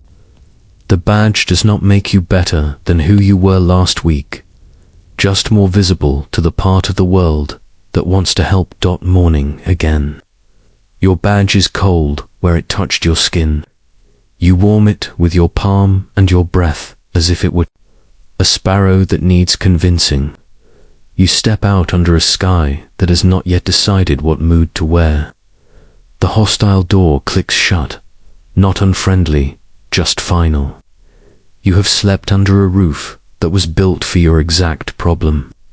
The road bows slightly. In your direction, you bow back.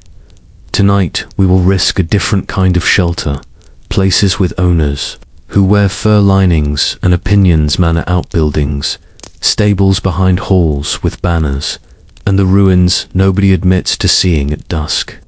Noble estates and abandoned buildings, warmth you steal from the lee of wealth, and roofs you borrow from yesterday. But for now, let the hall's hush linger. Hear snores that turned into blessings, spoons that turned into bells, and your own breath settling like a pilgrim who found not heaven, but a very acceptable rehearsal. Close your eyes. Your badge will keep watch. Tonight we sleep where wealth keeps its animals and where history keeps its drafts. On one side of the road, a manor lanterns pricked like stars along a wall, horses with better hair than yours, and a steward who counts hay bales the way priests count souls. On the other side, a building that time for goat roof, yawning, door leaning, a place nobody admits exists after sunset. For a poor medieval traveller, both offered shelter, both demanded care, and both could turn a tired night into a story if you didn't move with respect. The manor map.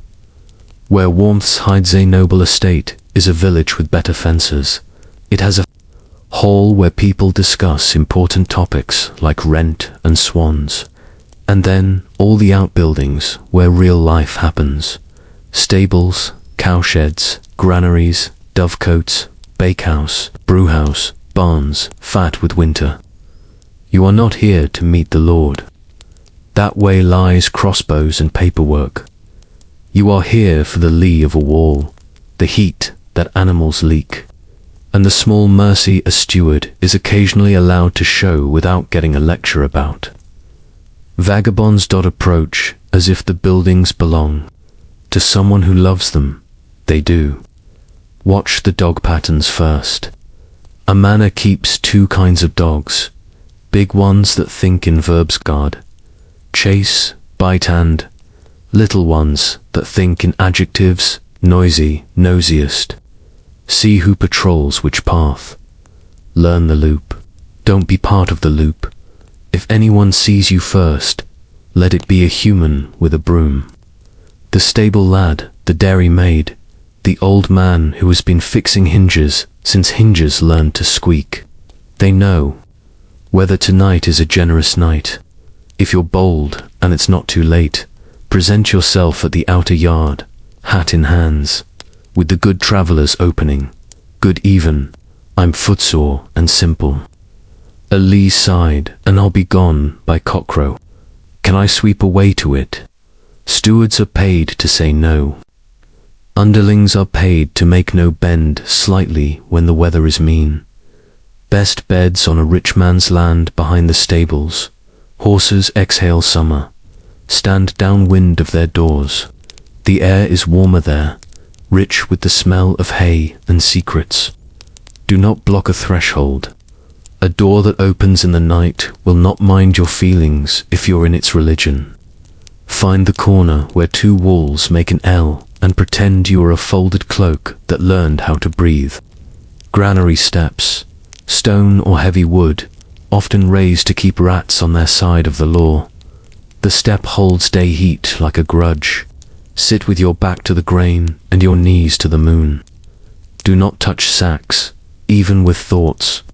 Men have been hanged for less than daydreaming about wheat. Bakehouse wall. Ovens glow long after bread is done bragging. The outer wall radiates a grateful hush. Pick the lee side away from the door where early bakers arrive with flour on their intentions. Dovecote shadow. It's a tower full of birds and opinions. The wall is high, round, and good at confusing wind. Do not wake the doves unless you want the sky to file a noise complaint. Also, keep your bag shut, doves, like theft disguised as curiosity. Midden's far side. Yes, the dung heap. Not on it, not near it, but in the wind shadow it makes. Warm air rises, cold air sulks. The heap teaches both. Choose distance enough to keep your dignity and close enough to keep your kidneys. Cart shed, a roof without walls, and an invitation to stay exactly as long as it takes to become invisible. Slide along a beam. Sleep parallel to a wheel, not perpendicular, so a sleepy carter doesn't roll theology into you at dawn. Etiquette. For borrowing nobilities, whether be the opposite of a poacher. Hands visible, no snares, no interest in rabbits, none, even philosophically. If you carry a knife, make it look like a spoon that grew up poor. Speak to the steward in chores. Water fetched, yard swept, hinge set. Titles bore stewards, brooms woo them. Never step in a stall uninvited. A horse's back leg is a sermon in hoof. Receive it and you'll meet God before breakfast. Leave nothing edible in your wake. Rats will quote you by name at their meetings. If challenged, be smaller than the question. I'll be gone is a spell. I was just is not. Sometimes the steward surprises you. Charity makes lords look good in heaven's ledger, and it costs less than velvet. He may point you to a cowshed corner with the distant kindness of a man who likes to live with his job. Say yes like a prayer. Earn it by doing something nobody loves, but everybody needs raking the yard into sense. Stacking billets by length, tamping the mud along the trough where hooves made a swamp. If the answer is no, accept that estates are theatres and you're backstage without a pass. Back away, until you're part of the hedge. Rich walls have long memories. Poor travellers survive by not starring in them. Ruins, rooms with the roofs remembered on. Nights when the living are stingy or the steward's dog thinks ankle is a flavour. You turn toward yesterday's house. The countryside keeps a museum of mistakes, burnt smithies where iron remembers screams. Mills with their wheels gone philosophical, cottages that forgot to outlive a fever. Chapels with one wall and a habit of catching moonlight. Nobody owns these after dark, except wind and stories. You can borrow them if you pay attention. Ethics only about chickens. Churchyards on the return feel kinder because you move like someone the place already knows. You walk the path. You nod to the ewe as if it were an elderly aunt. You sit beneath the porch, one palm inside the drip line, and you keep your shape, tidy bundle, not sprawl. If a monk arrives with the broom of authority, you're up before the bristles finish their sentence. You leave a sweep's worth of gratitude behind. because you've learned that thank you can be a verb. Monasteries are the same and not the same rules, the same soup with different vegetables, the same bell that tells the dark what time it is. But you enter with less need to prove you're harmless and more desire to be useful. The porter reads this and rewards it with a bench that remembers bodies kindly. You sleep because you trust the broom to guard what needs guarding. You wake because the bell thinks it's funny to know the hour before the sun does. Your bowl shines when you return it because you cleaned it with the last crumb. The guest master notices. Monks keep score in a book made of glances. Alehouses, you've decoded them. You buy the seat, not the drink. You nurse a cup with the manners of a man who knows a hearth is a fragile truce between strangers. You sit in the half triangle, feet warm, bag safe, back to a beam that understands vertebrae. You pay with a short, true story when the room needs thread to keep it from unraveling. You depart before dawn's first rumor, leaving the innkeeper a table that looks like someone respected wood last night. Strangers, hearths the bravest doors are, not easier, but they are less frightening. You now choose which cottage to ask by reading its edges. Tools stacked steady, smoke that says supper, not trouble, a yard that values order more than pride. Your knock is a soft rhythm that leaves room for refusal. If refused, your bow includes your feet. If admitted, your gratitude includes your hands. You fix a latch, fetch a bucket, rake a yard into scents. You sleep like borrowed furniture and leave before anyone has to decide whether to love you. Markets after midnight are wiser too. You know the watchman's coughs three kinds: bored, cold, interested. You sleep under a counter you've already measured with your eyes. You choose not fish, not goose, yes but owl. You leave dust in tidy piles, by accident on purpose. At dawn, you vanish, while brooms still consider their first sweep. The stallholder, who once scowled, now squints and decides you are that neat bundle. And neat bundles sometimes merit a heel of bread shaped like mercy. Pilgrim hostels if your route runs past one a chapel of habits now. You lay your badge where it catches light, not attention. You eat what's given, like the bowl is a friend you intend to keep. You nap on a cord bed at a 45-degree angle, because you remember the geometry of comfort. You sweep where your pallet was. You leave news at the door like postage already paid. Estates and ruins. Estates reward early arrival and a broom in your hand. The bakehouse wall still radiates yesterday's bread. The granary step still holds sun in stone. Ruins still bristle at the wrong sort of fire and still welcome a cloak tent that makes a wind reconsider its to-do list. The mill corner is still dry where sacks once leaned. The chimney still keeps warmth long after flames have moved on to other arguments. And the dogs. You now recognize breeds of attitude. Farm dog evaluates you like a tax assessor. Pass if you admire the chickens out loud. Manor dog thinks stranger is a verb. Neutralize with stillness and soft vowels. Town dog, unionized, asks for membership dues in scraps. Watchman's dog disapproves of improvisation, becomes scenery. You also carry instructions for your own fear. It still visits. Fear likes night, wind through hedges, the sound of human feet that are not yours. But you've learned to give fear tasks with endings. Count breaths to the bell. Worry until the owl speaks twice. Watch that shadow for 10 heartbeats. Only fear that works on a schedule behaves. There's a ledger now, too, and it lives in other people's mouths. He swept, says the baker. She fixed the hinge, says the farmer. They left early, says the watch. These are deposits you made on purpose. They pay interest when you least expect it. An offered crust, a warning about a flooded ford, a nod that softens a no into try the next door. The return teaches small arithmetic. Warmth comes first from walls, then from animals, then from planning, then from courage. Dry under your back is better than extra wool over your chest. A thank you can see swept step. Stacked wood is valued longer than one you can hear.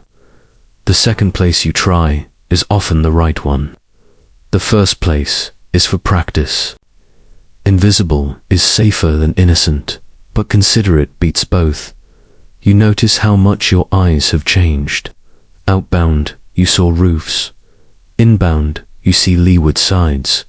Outbound, you saw doors. Inbound, you see hinges. Outbound, you saw fields. Inbound, you see the ditch line that will still be dry in rain. This is the true map. Not distances, but decisions. There are homecomings along the way, small ones at practice for the big one. A field you slept beside now waves at you without malice. A church where you borrowed stone shade tonight rings a bell that feels like it remembers your name. In the alehouse window, the innkeeper lifts a brow that means we survived another week, and you lift yours back in the ancient language of mutual endurance. At the monastery gate, the porter says nothing, but his mouth decides not to be stern while it opens, and at last, the path you know even with your eyes closed, the lane with the puddle that holds reflections like trophies, the hedge that remembers, your sleeve, the door that learnt your knock before you did. Inside, the smells you left behind, smoke that knows your shirt, stew that knows your bowl. People who know you'll laugh and will try to keep quiet about how much they missed it, failing. Gently when they ask, you will tell the truth, but not all of it. You will say there were nights of straw and nights of stars, nights of soup, and one night when a dog decided you were part of the furniture. You will leave out the parts where fear learned your first name. Those are for your pillow. You will praise the kindness of strangers, the utility of oxen, the politics of geese. You will sit by the fire in your own house, which smells like you, and fall asleep to the most generous sound of all, the door bar sliding into its place with the soft confidence of home, and the next time someone at your table says they must go work, wedding, penance, all the usual reasons, you will tie up a small bundle for them without making a speech, a crust, a needle, a length of cord, 2 instructions written on your face. Ask gently, leave early. That is the wisdom that road sent back through you. Close your eyes. Hear the lane sighing like a bed that has waited for your weight. The map behind your ribs smooths itself and goes quiet. You did not conquer the road. You befriended it long enough to learn how to sleep along its edges. That is enough. That is everything. We end tonight not in a barn or under a hedge, but in 2 gentle museums you can visit with your eyes closed. First, a Tudor wardrobe where fabric speaks like a courtier and colors carry permits. Then, a medieval Arab bazaar where the air is a quilt of scent, sound, and stories. We will move slowly, like hands smoothing linen. We will keep facts tucked and edges soft, because this is boring history for sleep, which means nothing is allowed to be sharp. A very calm closet, Tudor England, where clothes wrote status. In thread open, a cedar chest in your mind, the hinges sigh. Starch rustles, a ruff blinks awake. In Tudor England, clothing was a language with grammar, and the crown was the editor-in-chief. Sumptuary laws, rules about who could wear what meant cloth was a contract you wore on your body. Velvet for the sort of person who had servants. To keep lint nervous. Plain wool for the sort of person who kept everyone else alive. Start at the neck, the ruff. At first a polite frill, then a starched halo engineered by patience and hot poking irons. A proper ruff did two jobs. It framed a face like a painting and announced that its owner would never, ever shovel manure, not even by mistake. You don't garden in a satellite dish. Servants boiled linen, beat it into submission, starched it with recipes whispering don't blink, then set each pleat like a small architectural decision. To wear a ruff was to say, someone loves me enough to fight laundry on my behalf. Sleeves. Next, the slashed kind. Picture an outer layer cut open on purpose so colored silk underneath could puff through in little clouds. The look was battlefield-legend-turned-fashion. I have surplus luxury and the leisure to damage it artfully. Every slash was a wink at expense, even the practical tailors sighed, but it dazzled. Movement turned into show. A hand gesture became choreography. You couldn't chop wood in it. That was the point. Clothes separated hands that worked from hands that waved. Gowns for great ladies were weight training disguised as power. Velvet that drank light, satin that poured it back, embroidery that made gold thread pretend to be vines. Pearls stitched like moons held hostage. The wearer moved slowly, partly because dignity, partly because 5 pounds of politics hung from each sleeve. Queens used fabric-like speeches, black, hard to dye, truly black, therefore expensive for gravity and control. White pearls for purity, crimson for theatre. Every entrance was an argument made of light. Men had their own billboard, the codpiece. Let's treat it softly. It began as a modest patch and grew under peer pressure into a padded thesis on confidence. Sometimes it doubled as a pocket, sometimes as armor, always as a joke history refuses to stop telling. Eventually, it retired when tastes changed its mind. Good night, codpiece. Thank you for your service to symbolism. Colors weren't merely pretty, they were passports. Purple, almost royal only, died at costs that made accountants pray. Deep scarlet from expensive insects. Rich blacks from layer upon layer of dye and patience. Ordinary folk wore browns and greys that forgave dirt and budgets. Fine linen against the skin for everyone who could manage it, white if you had staff, off-white if you had weather. Textures had politics. Velvet said wait, silk said shine. Damask said look closely, I have secrets in my weave. Fur-lined winter and hierarchy both, sable and lynx for those who signed things, fox and lamb for those who delivered the ink. Even flat, sometimes slashed announced that the streets were someone else's problem. Ideally a servant with patons, wooden overshoes, who could lift you above the city's creative drainage. Accessories finished the sentence. Men's flat caps with feathers and brooches, women's hoods, the rounded French, the angular gable that framed the face like architecture, chains, girdles, rings that told you what land couldn't, status without subtitles. Nothing here was accidental, even modesty was curated. Clothing enforced a script. Where above your station, earn a fine and a reputation for ambition. Where below it, and you might be mistaken for humility, which could be dangerous in other ways.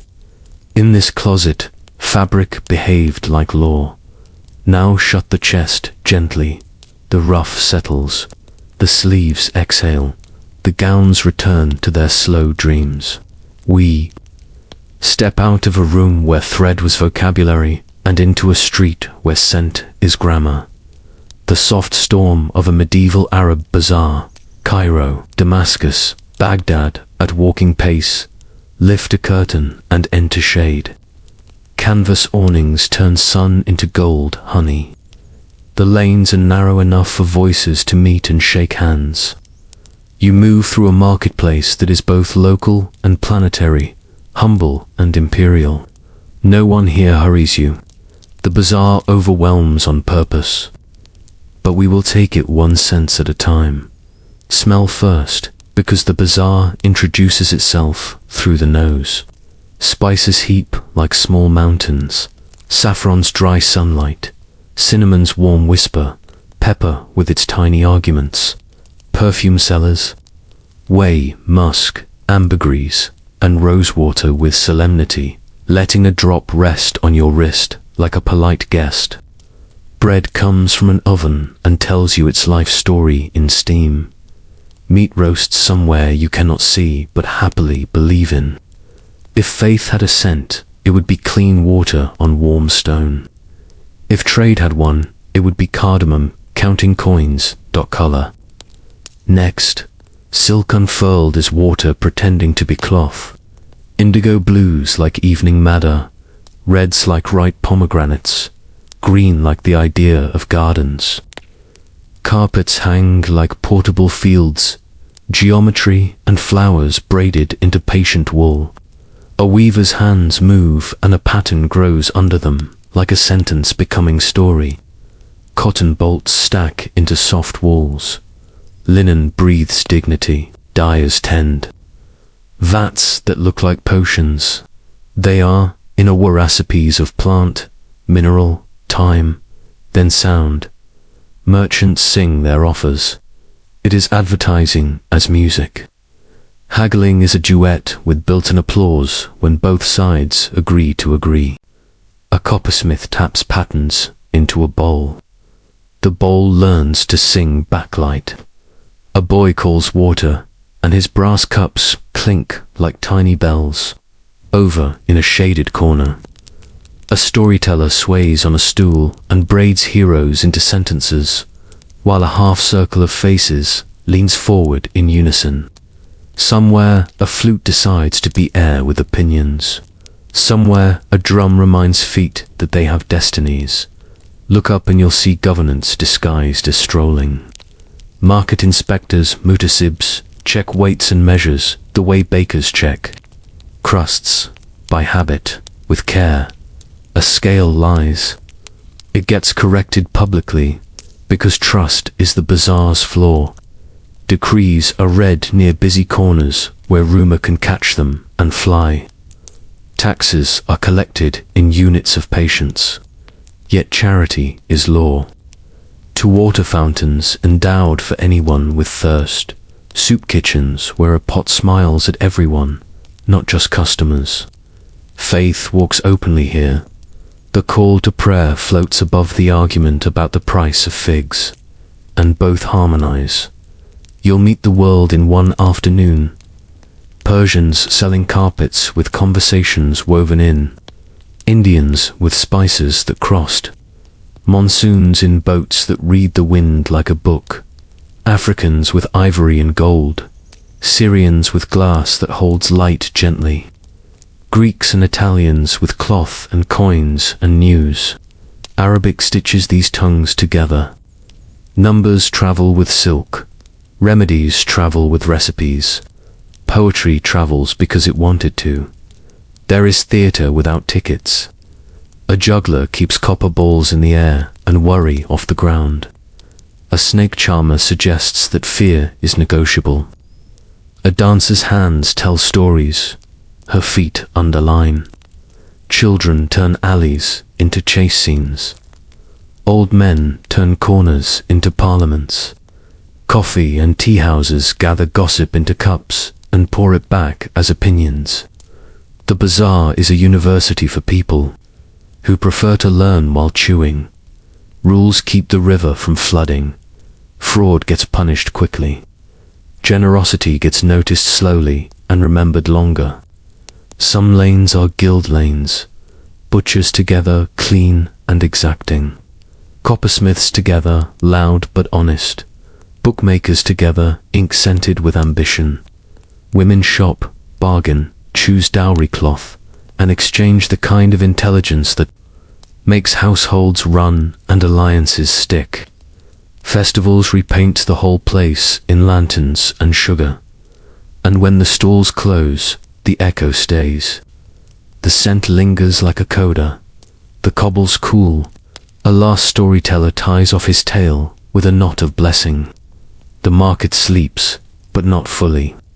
It dreams of caravans tracing dotted lines across deserts, of ships leaning into wind, of ledgers.